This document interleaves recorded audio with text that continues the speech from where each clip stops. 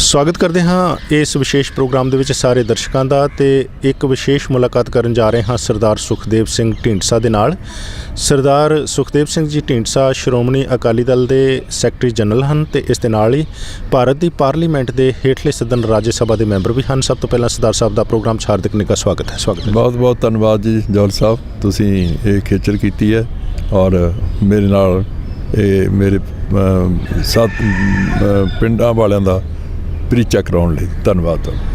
बहुत बहुत मेहरबानी। सरदार सुखदेव सिंह जी ढींडसा वैसे तो इन्हां दी शख्सियत किसी भी जान पहचान की हुण तक मुथाज नहीं रह गई। साडे दर्शक भी जानते हैं, समुचे पंजाब वासी भी जानते हैं, इत्थों तक कि भारत ही नहीं देश विदेश के जिथे भी पंजाबी वसे हैं सब सरदार सुखदेव सिंह ढींडसा के नाँ तो भली भांत वाकफ हैं, क्योंकि एक युग बीत गया इन्हों राजनीति दे विच सरगर्मी फड़िया। अपनी कॉलेज की उम्र तो ही हैं जी, तो उस तो बाद पिंड का सरपंच रहने तो बाद पंजाब की विधान सभा दे विच इन्हां ने नुमाइंदगी की तो इस दे नाल ही मंत्री भी रहे। इत्थों तक कि भारत दे विच अटल बिहारी वाजपेयी जो प्रधानमंत्री सन उन्हां दी कैबिनेट दे विच भी ये शामिल रहे। सो इन्ना लंबा समा राजनीति दे विच हैं जी। सो अपने इस ट्रैक रैकड नूं जे तुसीं याद करना होवे ते किवें महसूस करते हो?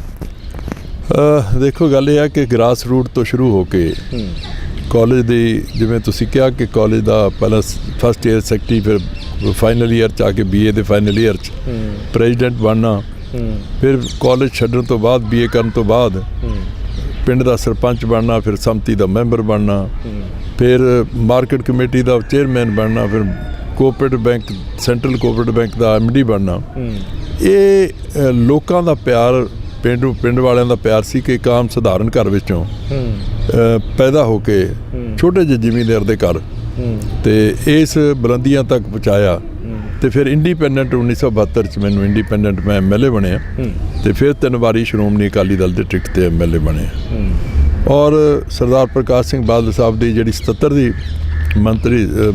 मंत्री मंडल सी उहदे विच मैनूं 4-5 महकमे इंडिपेंडेंट जिहदे च ट्रांसपोर्ट सी, स्पोर्ट्स सी, टूरिज्म सी, कल्चरल अवेयर सी और सिविल एविएशन सी, सारे महकमे मेरे को इंडिपेंडेंट सी। बल्कि कुछ देर लई एजुकेशन भी मेरे को रहा। तो उन्नी बड़ी जिन्नी वाल साहब ने पार्टी ने सेवा दी वो पूरी तरह नाल निभाई। अच्छा, ये तुसीं अज ये गल बड़ी मशहूर हो गई है कि राजनीति जो है पैसे की खेड है, आम आदमी इस दे विच नहीं अपना टिकाऊ बना सकता। तुसीं इन्ने दहाकियां तो राजनीति दे विच टिके हुए हो, की कहना चाहते हो कि पैसे की खेड है? बिल्कुल चेंज तो बहुत हो गया। जदों मैं पॉलिटिक्स आया उदों कोई पैसे का ना कोई वर्कर ना कोई सपोर्टर ना कोई वोटर किसी किस्म का भी कोई झाक नहीं सी। वो सांझे कामां नूं जो पिंडां च भी जाते सी वो सिर्फ सांझे कामां नूं कहंदे सी। लेकिन अज वक्त आ गया तुहानूं देखण मिलेगा कि हर बंदे नूं कोई ना कोई लालसा है। तो हुण तां जमीन आसमान का फर्क है। मैं 1972 में जो इंडिपेंडेंट बनया MLA सिर्फ मेरा 18,000 रुपये मेरे को खर्च होया सी। थोड़ा बहुत मेरे दोस्तों मित्रों ने या पंचायतां ने जिस पिंड विच मैं जांदा सी वो जो छोटा पिंड सी 500 देन दा उन्हां दे नाल 500-700 रुपया बड़ा वड्डा गल सी। तो एक भी मेरा लंगर नहीं चलिया, एक भी मैं कोई किराए ते गड्डी नहीं लई। लोगों ने आपो अपने ट्रैक्टर जिन्ने सी उन्हें बहुते ट्रैक्टर भी नहीं सी उन्हां दे नाल आपो अपने ट्रैक्टर कढ़े ते जां कोई साइकिलां ते चल पिया। लोगों ने एक भी मेरे तो किसी ने गड्डी नहीं मंगी, एक ने भी कोई मेरे तो चाह नहीं पीती, रोटी नहीं खाधी, कोई लंगर नहीं चलिया। तो अपने आप ही लोगों ने काम किया। लेकिन अज वो वक्त नहीं रहा। अच्छा, ये जे आपां कहीए भी लोगों नूं शराब दी जाती है, नशे दिते जाते हैं, तो अक्सर ये कहा जाता है कि जे ये शराब तो नशियां की आदत लोगों नूं पाई है तो ये राजनीतिकां दा अपना कसूर है। देखो दोनों ही है। लोगों नूं भी जिवें मैं कह लालच है कि एक पार्टी देगी दूजी तो मंगते हैं। लेकिन मैं समझदा कि हुण जिवें इलैक्शन कमीशन का बड़ा जोर चल रहा है तो हो सकता है इस दफ़ा शराब का भी कम ना चले, क्योंकि पिछली बारी भी सख्ताई की और ऐतकी मैनूं उम्मीद है कि इलैक्शन कमीशन है जिहड़ा होर सख्ताई करेगा ताकि शराब नशे नुशियां तो दूर रखे जा सके लोग। ਆਪ ਜੀ ਕੀ ਕਹਿਣਾ ਚਾਹੋਗੇ ਕਿ ਉਹ ਜਿਹੜੇ ਲੀਡਰ ਸ਼ਰਾਬ ਤੇ ਜਾਂ ਫਿਰ ਨਸ਼ੇ ਦੇ ਕੇ ਜੇ ਵੋਟਾਂ ਲੈਂਦੇ ਨੇ ਤੇ ਉਹ ਕੱਲ ਨੂੰ ਇਹੋ ਜਿਹਾ ਭ੍ਰਿਸ਼ਟਾਚਾਰ ਖੁਦ ਦੂਰ ਕਿਵੇਂ ਕਰ ਦੇਣਗੇ ਜਦੋਂ ਕਿ ਉਹ ਕਿਸੇ ਜ਼ਿੰਮੇਵਾਰ ਕੁਰਸੀ ਲਈ ਚੁਣੇ ਵੀ ਜਾਣਗੇ ਨਾ? ਮੈਂ ਤਾਂ ਕਈ ਵਾਰੀ ਆਪਣੀਆਂ ਸਪੀਚਾਂ 'ਚ ਵੀ ਕਿਹਾ ਕਿ ਤੁਸੀਂ ਆਮ ਲੋਕਾਂ ਨੂੰ ਕਿ ਸਾਨੂੰ ਜੇ ਅਗਰ ਤੁਸੀਂ ਡੈਮੋਕ੍ਰੇਸੀ ਜੋ ਲੋਕ ਰਾਜ ਹੈ ਇਹਨੂੰ ਕਾਮਯਾਬ ਕਰਨਾ ਹੈ ਤਾਂ ਆਪਣੇ ਆਪ ਨੂੰ ਸਾਰਿਆਂ ਨੂੰ ਸੁਧਾਰਨਾ ਪਏਗਾ। ਠੀਕ ਹੈ। ਜੇ ਤੁਸੀਂ ਸਰਪੰਚ ਤੋਂ ਸ਼ਰਾਬ ਮੰਗਦੇ ਹੋ ਪਿੰਡ 'ਚ, ਜਦੋਂ ਤੁਸੀਂ, ਮੈਂ ਇਕੱਲੀ ਅਸੈਂਬਲੀ ਜਾਂ ਪਾਰਲੀਮੈਂਟ ਦੀ ਗੱਲ ਨਹੀਂ ਕਰਦਾ, ਮੈਂ ਅਸੈਂਬਲੀ ਦੀ ਮਿਊਨਿਸਪਲ ਕਮੇਟੀਆਂ ਦੀ ਤੁਸੀਂ ਦੇਖਿਆ ਵੀ ਕਿੰਨੇ ਪੈਸੇ ਖਰਚ ਆਉਂਦੇ ਨੇ। ਮੈਂ ਕਿਹਾ ਜਿਹੜੇ ਸਰਪੰਚ ਨੇ ਸ਼ਰਾਬ ਪਿਲਾ ਕੇ ਵੋਟਾਂ ਲੈਣੀਆਂ ਨੇ ਜਾਂ ਪੈਸੇ ਦੇ ਕੇ ਵੋਟਾਂ ਲੈਣੀਆਂ ਨੇ, ਉਹ ਇਮਾਨਦਾਰੀ ਕਿੱਥੋਂ ਕਰੇਗਾ? ਇਸ ਕਰਕੇ ਅਸੀਂ ਚਾਹੁੰਦੇ ਹਾਂ ਕਿ ਅਸੀਂ ਤਾਂ ਜੋ ਮਰਜ਼ੀ ਲੈ ਲਈਏ, ਲੇਕਿਨ ਜਿਹੜਾ ਚੁਣਿਆ ਗਿਆ ਉਹ ਇਮਾਨਦਾਰ ਰਹੇ। ਉਹ ਕਿਵੇਂ ਰਹੇਗਾ? ਕਿਹੜਾ ਆਪਣੀ ਜ਼ਮੀਨ ਵੇਚ ਕੇ ਜਾਂ ਆਪਣਾ ਕਾਰੋਬਾਰ ਵੇਚ ਕੇ ਕੋਈ ਸਰਪੰਚੀ ਕਰੂਗਾ? ਕੀ ਆਪ ਜੀ ਵਿਚਾਰ ਰੱਖਦੇ ਹੋ ਕਿ ਇਹਦੇ ਬਾਰੇ ਸਰਵ ਪਾਰਟੀ ਮੀਟਿੰਗ ਕੋਈ ਹੋਣੀ ਚਾਹੀਦੀ ਹੈ ਕਿ ਕੋਈ ਵੀ ਉਮੀਦਵਾਰ ਨਸ਼ੇ ਤੇ ਸ਼ਰਾਬ ਜਾਂ ਪੈਸੇ ਕਿਸੇ ਵੋਟਰ ਨੂੰ ਦੇਣ ਦੀ ਕੋਸ਼ਿਸ਼ ਨਹੀਂ ਕਰੇਗਾ ਜਾਂ ਦੇਗਾ ਨਹੀਂ? ਬਿਲਕੁਲ ਹੋਣੀ ਚਾਹੀਦੀ ਹੈ। ਦੇਖੋ, ਇਸ ਦਫਾ ਲੋਕਾਂ ਦੀ ਜਾਗਰਤ ਆਈ।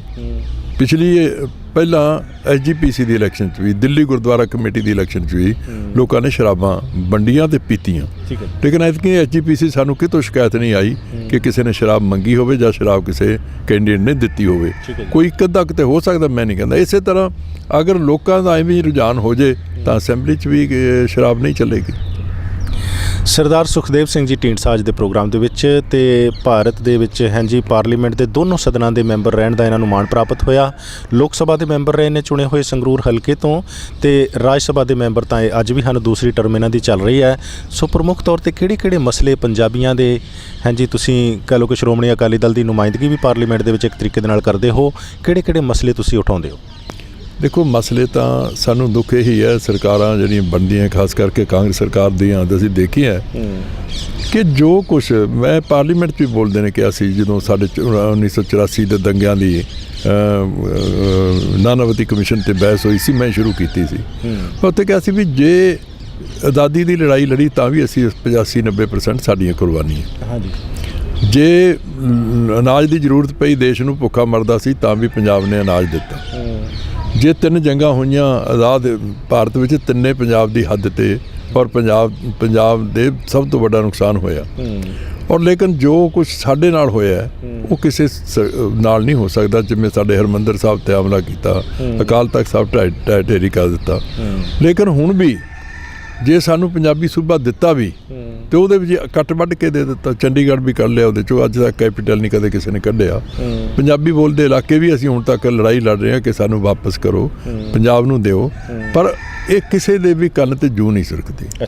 ਜੇ ਇੰਡਸਟਰੀ ਦੀ ਜ਼ਰੂਰਤ ਪਈ ਹੈ ਤਾਂ ਦੇਖੋ, ਇੰਡਸਟਰੀ ਦਾ ਵੀ ਹੈ ਕਿ ਸਾਡੀਆਂ ਜਿਹੜੀਆਂ ਹਿੱਲੀ ਸਟੇਟਸ ਨੇ ਉਹਨਾਂ ਨੂੰ ਰਿਆਇਤਾਂ ਦੇਤੀਆਂ ਟੈਕਸਾਂ ਦੀਆਂ, ਤੇ ਲੇਕਿਨ ਪੰਜਾਬ ਨੂੰ ਦਿੱਤੀ। ਮੈਂ ਅਸੀਂ ਇਹ ਵੀ ਗੱਲ ਕਹੀ ਸੀ ਕਿ ਅਸੀਂ ਇਹ ਨਹੀਂ ਹੈ ਖਿਲਾਫ ਵੀ ਉਹਨਾਂ ਨੂੰ ਨਾ ਦਿਓ, ਲੇਕਿਨ ਪੰਜਾਬ ਨੇ ਵੀ ਬੜੇ ਮਾੜੇ ਦਿਨ ਦੇਖੇ ਨੇ। ਪੰਜਾਬ ਤੇ ਵੀ ਬਹੁਤ ਬੁਰੀ ਹਾਲਤ ਰਹੀ ਹੈ, ਇੰਡਸਟਰੀ ਇੱਥੋਂ ਜਾ ਰਹੀ ਹੈ। ਖੇਤੀ ਦਾ ਕੰਮ ਇਹ ਹੈ ਕਿ ਹੁਣ ਇਸ ਤੋਂ ਬਾਅਦ ਵੱਧ ਨਹੀਂ ਸਕਦੀ ਖੇਤੀ ਦੀ ਉਪਜ। ਕੋਈ ਕਿਸਾਨ ਨੂੰ ਕੋਈ ਬਹੁਤ ਵੱਡੀ ਲਾਹੇਵੰਦ ਵੀ ਨਹੀਂ ਰਿਹਾ, ਉਹਨਾਂ ਨੂੰ ਠੀਕ ਕੀਮਤ ਵੀ ਨਹੀਂ ਮਿਲਦੀ ਹੈ। MSP ਜਿਹੜਾ ਹੈ ਉਹ ਵੀ ਉਸ ਢੰਗ ਨਾਲ ਨਹੀਂ ਮਿਲਦੀ ਜਿਹੜਾ ਜਿਸ ਹਿਸਾਬ ਨਾਲ ਮਿਲਣੀ ਚਾਹੀਦੀ ਹੈ। ਇਸ ਕਰਕੇ ਸਾਡੇ ਨਾਲ ਪਤਾ ਨਹੀਂ ਕਿਉਂ ਹੈ ਕਿ ਇੰਨਾ ਧੱਕੇ ਹੁੰਦੇ। ਅਸੀਂ ਰੋਜ਼ ਪਾਰਲੀਮੈਂਟ 'ਚ ਵੀ ਉਠਾਉਂਦੇ ਹਾਂ, ਪਾਰਟੀ 'ਚ ਵੀ ਉਠਾਉਂਦੇ ਹਾਂ, ਔਰ ਬੜਾ ਕੁਛ ਕਰਦੇ ਹਾਂ, ਪਰ ਸਾਡੇ ਨਾਲ ਤਾਂ ਹਮੇਸ਼ਾ ਕੋਈ ਵੀ ਕਰੀਏ ਉਹ ਧੱਕੇ ਨੇ। ਤੁਸੀਂ ਸੈਂਟਰਲ ਫੰਡ ਨੇ ਜਿਹੜੇ, ਅਗਰ ਉਹਨਾਂ ਦਾ ਕਢਾ ਕੇ ਦੇਖੋਗੇ ਤੇ ਪੰਜਾਬ ਨੂੰ ਸਭ ਤੋਂ ਘੱਟ ਪੰਜਾਬ ਨੂੰ ਦਿੱਤਾ ਜਾ ਰਿਹਾ। ਇਹ ਤੁਸੀਂ ਆਪ ਕੇਂਦਰ ਦੇ ਵਿੱਚ ਮੰਤਰੀ ਰਹੇ ਹੋ, ਸੋ ਸ਼੍ਰੋਮਣੀ ਅਕਾਲੀ ਦਲ ਦੀ ਭਾਰਤੀ ਜਨਤਾ ਪਾਰਟੀ ਦੇ ਨਾਲ ਗੱਠਜੋੜ ਹੈ, ਸੋ ਸਰਕਾਰ ਕੇਂਦਰ ਦੇ ਵਿੱਚ ਵੀ ਰਹੀ ਹੈ। ਲੋਕ ਪੰਜਾਬੀ ਇਹ ਜ਼ਰੂਰ ਮਹਿਸੂਸ ਕਰਦੇ ਆ ਜੀ ਕਿ ਜਦੋਂ ਤੁਹਾਡੀ ਆਪਣੀ ਸਰਕਾਰ ਸੀ ਭਾਜਪਾ ਦੇ ਨਾਲ ਇੱਥੇ ਕੇਂਦਰ ਦੇ ਵਿੱਚ ਵੀ, ਉਦੋਂ ਇਹ ਚੰਡੀਗੜ੍ਹ ਵਾਲਾ ਮਸਲਾ, ਹੋਰ ਜਿਹੜੇ ਪੰਜਾਬ ਦੇ ਮਸਲੇ ਉਨੇ ਜ਼ੋਰਦਾਰ ਤਰੀਕੇ ਨਾਲ ਨਹੀਂ ਉਠਾਏ ਜਾ ਸਕੇ। ਨਹੀਂ, ਜ਼ੋਰ ਨਾਲ ਤਾਂ ਅਸੀਂ ਉਠਾਏ ਸੀ, ਇਹ ਕੋਈ ਨਾ ਕਿ ਜ਼ੋਰ ਨਾਲ ਨਹੀਂ ਉਠਾਏ, ਲੇਕਿਨ ਕੋਲੀਸ਼ਨਾਂ 'ਚ ਇਹ ਹੁੰਦਾ ਕਿ ਉਹਦੇ 'ਚ ਹਰਿਆਣਾ ਤੇ ਹਿਮਾਚਲ ਵੀ ਉਸ ਸਰਕਾਰ ਦੇ ਵਿੱਚ ਸੀ, ਤੇ ਉਹ ਕੁਦਰਤੀ ਉੱਥੇ ਜਦੋਂ ਟਕਰਾਅ ਹੁੰਦਾ ਉੱਥੇ ਆ ਕੇ ਫਿਰ ਕਈ ਵਾਰੀ ਉਹ ਗੱਲ ਨਹੀਂ ਹੁੰਦੀ। ਲੇਕਿਨ ਇਹ ਜ਼ਰੂਰ ਕਹਿ ਸਕਦੇ ਹਾਂ ਕਿ ਵਾਜਪਾਈ ਸਾਹਿਬ ਦੀ ਸਰਕਾਰ 'ਚ ਪੰਜਾਬ ਨੂੰ ਪੈਕੇਜ ਬੜੇ ਦਿੱਤੇ। ਅੱਛਾ ਜੀ। ਪਹਿਲਾਂ ਤਾਂ ਇੰਟਰਨੈਸ਼ਨਲ 에ਅਰਪੋਰਟ ਬਣਾਇਆ ਅੰਮ੍ਰਿਤਸਰ ਦਾ, ਬੜੀ ਦੇਰ ਦੀ ਮੰਗ ਸੀ, ਉਹ ਵੀ ਸਰਕਾਰ ਨੇ ਆਪ ਬਣਾਇਆ, ਹਾਲਾਂਕਿ ਬਾਕੀ ਪ੍ਰਾਈਵੇਟ ਸੈਕਟਰਾਂ 'ਚ ਬਣੇ ਨੇ ਉਸ ਤੋਂ ਬਾਅਦ। ਅੱਛਾ ਜੀ। ਫਿਰ ਆ ਜਿਹੜਾ ਸਭ ਤੋਂ ਵੱਡੀ ਅੱਜ ਤੱਕ ਜੇ ਕੋਈ ਇੰਡਸਟਰੀ ਆਈ ਹੈ ਉਹ ਰਿਫਾਈਨਰੀ, ਤੇ ਉਹ ਵੀ ਵਾਜਪਾਈ ਸਾਹਿਬ ਨੇ ਦਿੱਤੀ ਹੈ। ਔਰ ਅੰਮ੍ਰਿਤਸਰ ਵਿੱਚ ਉਹ ਜਦੋਂ ਆਏ ਸੀ ਮਹਾਰਾਜਾ ਰਣਜੀਤ ਸਿੰਘ ਦੇ 200 ਸਾਲਾ ਗੱਦੀ ਨਸ਼ੀਨ ਦੇ ਦਿਨ, ਉਦੋਂ ਬੜਾ ਵੱਡਾ ਪੈਕੇਜ ਦੇ ਕੇ ਗਏ ਸੀ। ਜਦੋਂ ਅਨੰਦਪੁਰ ਸਾਹਿਬ ਆਏ ਖਾਲਸੇ ਦੇ 300 ਸਾਲਾ ਦਿਨ, ਉਦੋਂ ਵੀ ਉਹਨਾਂ ਨੇ ਬੜਾ ਵੱਡਾ ਪੈਕੇਜ ਪੰਜਾਬ ਨੂੰ ਦਿੱਤਾ। ਮੇਰਾ ਕਹਿਣ ਤੋਂ ਭਾਵ ਸੀ ਉਹਨਾਂ ਨੇ ਪੰਜਾਬ ਲਈ ਕੀਤਾ ਜ਼ਰੂਰ ਆ ਗੁਜਰਾਲ ਸਾਹਿਬ ਨੇ, ਹਾਲਾਂਕਿ ਸਾਡੀ ਤਾਂ ਸਪੋਰਟ ਨਹੀਂ ਸੀ ਉਹਨਾਂ ਨੂੰ, ਗੁਜਰਾਲ ਸਾਹਿਬ ਨੇ ਪੰਜਾਬ ਲਈ ਬੜਾ ਕੁਛ ਕੀਤਾ। ਸਾਨੂੰ ਦੁੱਖ ਇਹ ਹੈ ਕਿ ਡਾਕਟਰ ਮਨਮੋਹਨ ਸਿੰਘ ਪੰਜਾਬੀ ਹੋਣ ਦੇ, ਸਿੱਖ ਹੋਣ ਦੇ ਨਾਤੇ, ਪੰਜਾਬੀ ਹੋਣ ਦੇ ਨਾਤੇ ਪੰਜਾਬ ਲਈ ਕੁਛ ਨਹੀਂ ਕਰ ਰਹੇ। ਸਾਨੂੰ ਦੁੱਖ ਇਸ ਚੀਜ਼ ਦਾ ਹੈ। ਹਾਲਾਂਕਿ ਅਸੀਂ ਉਹਨਾਂ ਦੀ ਬੜੀ ਖੁਸ਼ੀ ਮਨਾਈ ਜਦੋਂ ਪ੍ਰਧਾਨ ਮੰਤਰੀ ਬਣੇ ਕਿ ਚਲੋ ਇੱਕ ਸਿੱਖ ਹੈ, ਇਮਾਨਦਾਰ ਹੈ, ਬਣੇ, ਲੇਕਿਨ ਉਹਨਾਂ ਨੇ ਵੀ ਸਾਡਾ ਪੰਜਾਬ ਦਾ ਕੁਛ ਨਹੀਂ ਕੀਤਾ। ਸਾਨੂੰ ਇਸ ਗੱਲ ਦਾ ਦੁੱਖ ਵੀ ਹੈ। ਅੱਛਾ, ਤਕਰੀਬਨ 50 ਸਾਲ ਦਾ ਸਮਾਂ ਹੋਣ ਲੱਗਿਆ ਹੈ ਪੰਜਾਬੀ ਸੂਬਾ ਬਣੇ ਨੂੰ, ਤੇ ਚੰਡੀਗੜ੍ਹ ਪੰਜਾਬ ਨੂੰ ਨਹੀਂ ਮਿਲਿਆ, ਤੇ ਹੁਣ ਇਹ ਅੱਧੀ ਸਦੀ ਗੁਜ਼ਰਨ ਤੋਂ ਬਾਅਦ ਕੀ ਇਹ ਮੰਨ ਲਿਆ ਜਾਣਾ ਚਾਹੀਦਾ ਕਿ ਚੰਡੀਗੜ੍ਹ ਕਦੇ ਪੰਜਾਬ ਨੂੰ ਨਹੀਂ ਮਿਲੇਗਾ, ਕਿ ਜਾਂ ਜੇ ਤੁਹਾਡੀ ਪਾਰਟੀ ਦੀ ਵਿਚਾਰਧਾਰਾ ਕੀ ਹੈ ਕਿ ਕਦੇ ਨਾ ਕਦੇ ਚੰਡੀਗੜ੍ਹ ਪੰਜਾਬ ਨੂੰ ਮਿਲ ਜਾਏਗਾ? ਦੇਖੋ, ਮੈਂ ਸਮਝਦਾ ਕਿ ਕੋਈ ਵਕਤ ਆਏਗਾ ਜਿੱਥੋਂ ਕੱਲੀਆਂ ਰੀਜਨਲ ਪਾਰਟੀਆਂ ਜਿਸ ਤਰ੍ਹਾਂ ਦਾ ਹਾਲਾਤ ਬਣ ਰਹੇ ਨੇ, ਅਗਰ ਰੀਜਨਲ ਪਾਰਟੀਆਂ ਦਾ ਕੋਈ ਸਰਕਾਰ ਬਣਦੀ ਹੈ ਸੈਂਟਰ 'ਚ, ਸਾਨੂੰ ਇਹ ਹੈ ਕਿ ਇੱਕ ਤਾਂ ਉਦੋਂ ਫੈਡਰਲ ਸਿਸਟਮ ਉਦੋਂ ਹੀ ਸ਼ੁਰੂ ਹੋਏਗਾ। ਫੈਡਰਲ ਗਵਰਨਮੈਂਟ ਦਾ ਅੱਜ ਕੱਲ੍ਹ ਸਾਰਾ ਕੁਝ ਸੈਂਟਰ ਦੇ ਹੱਥ 'ਚ ਹੈ। ਉਹ ਸੈਂਟਰ ਹੀ ਆਪਣੇ ਹੱਥ 'ਚ ਬਾਕੀ ਵੀ ਜਿਹੜੇ ਸਬਜੈਕਟ ਨੇ ਉਹ ਲੈਂਦਾ ਜਾ ਰਿਹਾ। ਅਤੇ ਲੇਕਿਨ ਕਿਉਂਕਿ ਹੁਣ ਰੀਜਨਲ ਪਾਰਟੀਆਂ ਹਰ ਰੀਜਨ ਦੇ ਹਰ ਸਟੇਟ ਵਿੱਚ ਤਕੜੀਆਂ ਹੋ ਰਹੀਆਂ, ਉਹਦੇ ਆਉਣ ਨਾਲ ਫਿਰ ਜਿੰਨੇ ਕੋਈ ਹੋਣਗੇ ਉਹਦੇ ਸਾਨੂੰ ਉਮੀਦ ਹੈ ਕਿ ਅਸੀਂ ਆਪਦੇ ਜਿਹੜੇ ਸਾਡੇ ਨਾਲ ਧੱਕੇ ਹੋਏ ਨੇ ਉਹ ਕਦੇ ਨਾ ਕਦੇ ਅਸੀਂ ਪੂਰੇ ਕਰਾਵਾਂਗੇ। ਉਹਦੇ ਚੰਡੀਗੜ੍ਹ ਵੀ ਇੱਕ ਹੈ, ਪਾਣੀ ਵੀ ਨਹੀਂ, ਪਾਣੀ ਦਾ ਮਸਲਾ ਵੀ ਹੈ। ਅੱਛਾ, ਚੰਡੀਗੜ੍ਹ ਤੇ ਰਾਜਨੀਤੀ ਕਿੰਨੀ ਕੁ ਹੋਣੀ ਚਾਹੀਦੀ ਹੈ? ਕਿਉਂਕਿ ਸਰਵੇਖਣ ਆ ਰਿਹਾ ਕਿ ਚੰਡੀਗੜ੍ਹ ਦੇ ਵਾਸੀ ਵੀ ਬਹੁਤ ਗਿਣਤੀ 'ਚ ਇਹ ਚਾਹੁੰਦੇ ਆ ਕਿ ਯੂਨੀਅਨ ਟੈਰੀਟਰੀ ਰਹਿਣੀ ਚਾਹੀਦੀ ਹੈ। ਦੇਖੋ, ਗੱਲ ਇਹ ਹੈ ਕਿ ਜਿੱਥੋਂ ਤੱਕ ਪ੍ਰੋਪਰਟੀ ਦਾ ਸੰਬੰਧ ਹੈ ਉਹ ਤਾਂ ਪੰਜਾਬੀਆਂ ਦੀ ਜ਼ਿਆਦਾ ਹੈ ਉੱਥੇ, ਠੀਕ ਹੈ, ਚਾਹੇ ਕਮਰਸ਼ੀਅਲ ਪ੍ਰੋਪਰਟੀ ਹੈ ਚਾਹੇ, ਲੇਕਿਨ ਜਿਹੜੀ ਬਸੋਂ ਹੋ ਗਈ ਉਹ ਨੌਨ ਪੰਜਾਬੀ ਜ਼ਿਆਦਾ ਹੋ ਗਈ, ਠੀਕ ਹੈ। ਇਸ ਕਰਕੇ ਕੁਦਰਤੀ ਹੈ ਕਿ ਬਸੋਂ ਨਾਲ ਉੱਥੇ ਜਦੋਂ ਹੁੰਦਾ ਕਿ ਬਸੋਂ ਪੰਜਾਬੀਆਂ ਦੀ ਉਨੀ ਨਹੀਂ ਹੈ, ਬਾਕੀ ਨੌਨ ਪੰਜਾਬੀਆਂ ਦੀ ਬਸੋਂ ਉੱਥੇ ਬਹੁਤ ਵੱਧ ਗਈ। ਇਸ ਕਰਕੇ ਉੱਥੇ ਇਸ ਤਰ੍ਹਾਂ ਦਾ ਮਾਹੌਲ ਬਣਾਇਆ ਜਾ ਰਿਹਾ, ਬਣ ਗਿਆ ਕਿ ਨਹੀਂ ਜੀ ਇਹ ਯੂਟੀ ਰਹੇ। ਸਾਡੇ ਨਾਲ ਸਰਦਾਰ ਸੁਖਦੇਵ ਸਿੰਘ ਜੀ ਢੀਂਡਸਾ ਮੈਂਬਰ ਪਾਰਲੀਮੈਂਟ ਅੱਜ ਦੇ ਪ੍ਰੋਗਰਾਮ ਦੇ ਵਿੱਚ ਹਨ। ਅੱਛਾ, ਆਨੰਦ ਮੈਰਿਜ ਐਕਟ ਦੇ ਬਾਰੇ 'ਚ ਇਸ ਵੇਲੇ ਕੀ ਤਾਜ਼ਾ ਜਾਣਕਾਰੀ ਹੈ? ਉਹਦੇ 'ਚ ਹੈ ਜੀ, ਅਸੀਂ ਪਹਿਲਾਂ ਵੀ ਕਹਿੰਦੇ, ਪਹਿਲਾਂ ਤਾਂ ਲੋਚਨ ਸਿੰਘ ਹੋਰਾਂ ਨੇ ਰਾਜ ਸਭਾ 'ਚ ਬਿੱਲਾਂ ਦਾ ਅਸੀਂ ਨਹੀਂ ਆਇਆ, ਹੁਣ ਮੇਰਾ ਵੀ ਦਿੱਤਾ ਹੋਇਆ ਹੈ। ਲੇਕਿਨ ਹੁਣ ਜਿਹੜਾ ਪਹਿਲਾਂ ਵੀ ਮਿਨਿਸਟਰ ਸੀ ਮੋਇਲੀ ਸਾਹਿਬ, ਉਹਨੇ ਬਿੱਲ ਤਿਆਰ ਕਰ ਲਿਆ ਸੀ, ਲੇਕਿਨ ਸਾਨੂੰ ਬਾਅਦ 'ਚ ਪਤਾ ਲੱਗਿਆ ਕਿ ਉਹ ਡਾਕਟਰ ਮਨਮੋਹਨ ਸਿੰਘ ਨੇ ਹੀ ਰੋਕ ਦਿੱਤਾ। ਉਹਨੇ ਕਰ ਲਿਆ ਸੀ। ਅਤੇ ਲੇਕਿਨ ਹੁਣ ਵੀ ਜਿਹੜੇ ਖੁਰਸ਼ੀਦ ਅਹਿਮਦ ਜੀ ਨੇ ਜਿਹੜੇ ਹੈਗੇ, ਉਹਨਾਂ ਨੇ ਵੀ ਕਿਹਾ ਕਿ ਮੈਂ ਬਿੱਲ ਜਲਦੀ ਲਿਆਊਂਗਾ, ਪਰ ਅਜੇ ਤੱਕ ਉਹ ਲੈ ਕੇ ਨਹੀਂ ਆਏ। ਪਰ ਸਾਨੂੰ ਉਮੀਦ ਜ਼ਰੂਰ ਹੈ ਕਿ ਖੁਰਸ਼ੀਦ ਅਹਿਮਦ ਜੀ ਇੱਕ ਮਿਨੋਰਟੀ ਵੱਲੋਂ ਨੇ, ਉਹ ਸ਼ਾਇਦ ਉਹ ਗੱਲ 'ਤੇ ਪੂਰੇ ਉਤਰਨਗੇ ਅਤੇ ਲੈ ਕੇ ਆਉਣਗੇ। ਸਾਨੂੰ ਉਮੀਦ ਹੈ ਕਿ ਇਹਦੇ 'ਚ ਅਸੀਂ ਕਾਮਯਾਬ ਹੋ ਜਾਵਾਂਗੇ। ਤੁਸੀਂ ਪ੍ਰਧਾਨ ਮੰਤਰੀ ਡਾਕਟਰ ਮਨਮੋਹਨ ਸਿੰਘ ਜੀ ਦਾ ਨਾਂ ਲਿਆ, ਕੀ ਇਹ ਕਹਿਣਾ ਚਾਹੁੰਦੇ ਹੋ ਕਿ ਉਹ ਆਨੰਦ ਮੈਰਿਜ ਐਕਟ ਨਹੀਂ ਲਿਆਉਣਾ ਚਾਹੁੰਦੇ?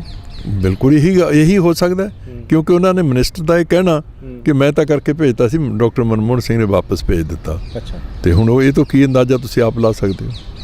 ਸਮੁੱਚੇ ਰੂਪ ਦੇ ਵਿੱਚ ਡਾਕਟਰ ਮਨਮੋਹਨ ਸਿੰਘ ਦੂਸਰੀ ਟਰਮ ਦੇ ਵਿੱਚ ਭਾਰਤ ਦੇ ਪ੍ਰਧਾਨ ਮੰਤਰੀ ਚੱਲ ਰਹੇ ਨੇ, ਸੋ ਸਿੱਖ ਵਜੋਂ, ਪੰਜਾਬੀ ਵਜੋਂ, ਪੰਜਾਬੀਆਂ ਲਈ, ਸਿੱਖਾਂ ਲਈ ਉਹਨਾਂ ਦੀ ਕਾਰਗੁਜ਼ਾਰੀ ਬਾਰੇ ਕੀ ਕਹਿਣਾ ਚਾਹੁੰਦੇ ਹੋ? ਅਸੀਂ ਉਹਨਾਂ ਨੂੰ ਇੱਕ ਇਮਾਨਦਾਰ, ਇੱਕ ਸਿੱਖ ਹੋਣ ਦੇ ਨਾਤੇ ਬਹੁਤ ਵੱਡਾ ਮਾਣ ਸਤਿਕਾਰ ਹੁਣ ਵੀ ਅਸੀਂ ਕਰਦੇ ਹਾਂ ਇਸ ਗੱਲੋਂ। ਅਤੇ ਲੇਕਿਨ ਦੁੱਖ ਇਹ ਹੈ ਕਿ ਉਹ ਕਿੱਡੀ ਵੱਡੀ ਸਰਦਾਰ ਪ੍ਰਕਾਸ਼ ਸਿੰਘ ਬਾਦਲ ਨੇ, ਪੰਜਾਬ ਸਰਕਾਰ ਨੇ ਜਿਹੜੀ ਆ ਵਿਰਾਸਤ ਏ ਖਾਲਸਾ ਜਿਹੜਾ ਹੈ, ਉਹ ਐਡਾ ਵੱਡਾ ਅਜੂਬਾ ਬਣਾਇਆ ਤੇ ਦੁਨੀਆ ਕਹਿੰਦੀ ਹੈ ਕਿ ਉਦੋਂ ਅੱਛਾ ਬਣ ਨਹੀਂ ਸੀ ਸਕਦਾ।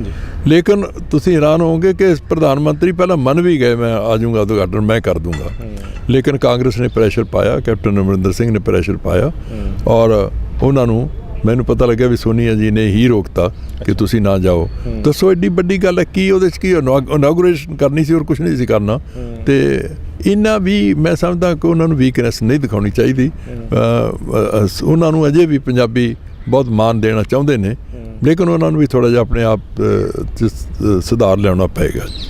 ਵੈਸੇ ਸਮੁੱਚੇ ਰੂਪ ਦੇ ਵਿੱਚ ਇਹ ਕਿਹਾ ਜਾਂਦਾ ਡਾਕਟਰ ਮਨਮੋਹਨ ਸਿੰਘ ਹੋਣਾ ਬਾਰੇ ਕਿ ਉਹ ਉਦਘਾਟਨ ਦੀਆਂ ਰਸਮਾਂ ਦੇ ਵਿੱਚ ਬਹੁਤਾ ਟਾਈਮ ਨਹੀਂ ਖਰਾਬ ਕਰਨਾ ਚਾਹੁੰਦੇ, ਸੋ ਉਹਨਾਂ ਦੀ ਉਦਘਾਟਨਾਂ ਬਾਰੇ ਨੀਤੀ ਵੱਖਰੀ ਹੈ। नहीं उन्होंने मान लिया सी पहला बादल साहब ने कहा मैं ठीक है आऊँगा क्योंकि एक बहुत बड़ी गल है लेकिन बाद च प्रैशर तो रोज़ पेपरों च आउंदा रहा TV ते आउंदा रहा कि बाद च उन्होंने क्या मैं नहीं आना कोई बहाना ला के कि मैं बाहर होऊंगा जो होर हूँ पहला उन्होंने तो पुछ के असीं रखवाया सीगा ਜਨ ਲੋਕਪਾਲ ਦੇ ਮੁੱਦੇ ਤੇ ਲੋਕਪਾਲ ਦੇ ਮੁੱਦੇ ਤੇ ਇਸ ਦੇ ਨਾਲ ਹੀ ਸਿੱਧੇ ਵਿਦੇਸ਼ੀ ਨਿਵੇਸ਼ ਦੇ ਮੁੱਦੇ ਤੇ ਪ੍ਰਚੂਨ ਖੇਤਰ ਦੇ ਵਿੱਚ ਸ਼੍ਰੋਮਣੀ ਅਕਾਲੀ ਦਲ ਨੂੰ ਬੀਤੇ ਦਿਨੀ 2 ਵਾਰ ਲਗਾਤਾਰ ਯੂ ਟਰਨ ਲੈਣੀ ਪਈ ਪਹਿਲਾਂ ਹਾਂ ਕੀਤੀ ਫਿਰ ਨਾ ਕੀਤੀ ਇਹਦਾ ਕੀ ਕਾਰਨ ਹੈ ਨਹੀਂ ਜਿਹੜਾ ਤਾਂ ਹੈਗਾ ਸੀਗਾ ਲੋਕਪਾਲ ਉਹਦੇ 'ਚ ਤਾਂ ਕੋਈ ਅਸੀਂ ਐਸੀ ਗੱਲ ਨਹੀਂ ਕੀਤੀ ਲੋਕਪਾਲ ਦਾ ਕਿਹਾ ਸੀ ਸਿਰਫ ਕਿ ਪ੍ਰਧਾਨ ਮੰਤਰੀ ਨਾ ਹੋਵੇ ਵਿੱਚ ਹੋਰ ਸਾਡਾ ਕੋਈ ਉੱਥੇ ਡਿਫਰੈਂਸ ਨਹੀਂ ਸੀਗੇ ਲੇਕਿਨ ਅਸੀਂ ਜਦੋਂ ਦੇਖਿਆ ਵੀ ਅਟਲ ਬਿਹਾਰੀ ਵਾਜਪੇਈ ਜੀ ਜਦੋਂ ਤੋਂ ਲੋਕ ਬਿੱਲ ਆ ਰਿਹਾ ਸੀ ਉਹਨਾਂ ਨੇ ਕਿਹਾ ਪ੍ਰਧਾਨ ਮੰਤਰੀ ਨੂੰ ਆ ਜਾਣਾ ਚਾਹੀਦਾ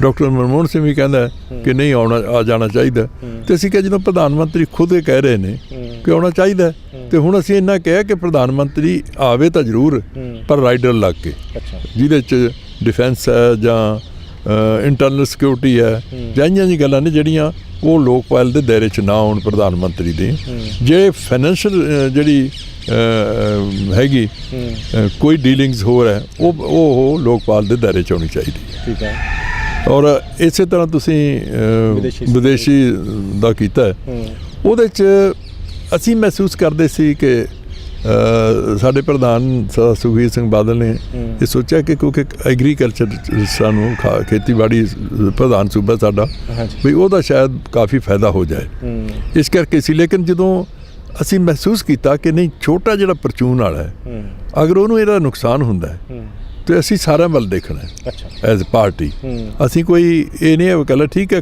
ਕਿਸਾਨ ਸਾਡੀ ਰੀੜ੍ਹ ਦੀ ਹੱਡੀ ਹੈ ਦੇਸ਼ ਦੀ ਵੀ ਹੈ ਸਾਡੀ ਵੀ ਹੈ ਪਰ ਅਗਰ ਪਰਚੂਨ ਛੋਟਾ ਦੁਕਾਨਦਾਰ ਹੈ ਕਿਉਂਕਿ ਸ਼੍ਰੋਮਣੀ ਅਕਾਲੀ ਦਲ ਤਾਂ ਕਦੇ ਵੀ ਵੱਡਿਆਂ ਦਾ ਨਹੀਂ ਛੋਟੀਆਂ ਬਰਾਦਰੀਆਂ ਦਾ ਛੋਟੇ ਜਿਹੜੇ ਲੋਕਾਂ ਨੇ ਉਹਨਾਂ ਦੀ ਹਮੇਸ਼ਾ ਨੁਮਾਇੰਦਗੀ ਕਰਦਾ ਰਿਹਾ ਅਸੀਂ ਫਿਰ ਇਹ ਕਿਹਾ ਕਿ ਨਹੀਂ ਆਪਾਂ ਨੂੰ ਵੀ ਇਹ ਗੱਲ ਕਰਨਾ ਫਿਰ ਪਾਰਟੀ 'ਚ ਬੈਠ ਕੇ ਫੈਸਲਾ ਕੀਤਾ ਕਿ ਨਹੀਂ ਅਗਰ ਪਰਚੂਨ ਜਾਂ ਗਰੀਬ ਆਦਮੀ ਨੂੰ ਕੋਈ ਨੁਕਸਾਨ ਹੁੰਦਾ ਹੈ ਤੇ ਆਪਾਂ ਨੂੰ ਉਹਦੇ 'ਚ ਬਹੁਤਾ ਨਹੀਂ ਪੈਣਾ ਜਿਹੜਾ ਕੋਈ ਕਿਸਾਨ ਯੂਨੀਅਨ ਨਾਲ ਵੀ ਕੋਈ ਬਹੁਤ ਵੱਡਾ ਹੰਗਾਰਾ ਨਹੀਂ ਦਿੱਤਾ ਉਹਨਾਂ ਨੇ ਵੀ ਕਿਹਾ ਕਿ ਬਹੁਤ ਜ਼ਿਆਦਾ ਸ਼ਾਇਦ ਸਾਨੂੰ ਫਾਇਦਾ ਇਸ ਸਟੇਜ 'ਤੇ ਨਾ ਹੋਵੇ ਅੱਛਾ ਇਸ ਤੋਂ ਇਸ਼ਾਰਾ ਆਮ ਆਦਮੀ ਇਹ ਲੈ ਰਿਹਾ ਕਿ ਵੱਡੇ ਜੋ ਮੁੱਦੇ ਹਨ ਇਹਨਾਂ 'ਤੇ ਫੈਸਲੇ ਲੈਣ ਦੇ ਲਈ ਸ਼੍ਰੋਮਣੀ ਅਕਾਲੀ ਦਲ ਹੋਮਵਰਕ ਕੀਤੇ ਬਿਨਾਂ ਐਲਾਨ ਕਰ ਦਿੰਦਾ ਨਹੀਂ ਐਸੀ ਗੱਲ ਤਾਂ ਨਹੀਂ ਕੋਈ ਠੀਕ ਹੈ ਉਹ ਦੇਖ ਕੇ ਪ੍ਰਧਾਨ ਨੇ ਆਪਣੇ ਤੌਰ 'ਤੇ ਕਰ ਲਿਆ ਉਸ ਤੋਂ ਬਾਅਦ ਮੀਟਿੰਗ ਹੋਈ ਹੈ ਮੀਟਿੰਗ 'ਚ ਡੈਮੋਕ੍ਰੈਟਿਕ ਸਿਸਟਮ ਹੈ ਸਾਡਾ ਉਹਦੇ ਮੀਟਿੰਗ 'ਚ ਬੈਠ ਕੇ ਫੈਸਲਾ ਹੋਇਆ ਕਿ ਨਹੀਂ ਪ੍ਰਧਾਨ ਨੂੰ ਕਹਿਣਾ ਚਾਹੀਦਾ ਕਿ ਨਹੀਂ ਅਸੀਂ ਹੁਣ ਪ੍ਰਧਾਨ ਨੇ ਖੁਦ ਕਿਹਾ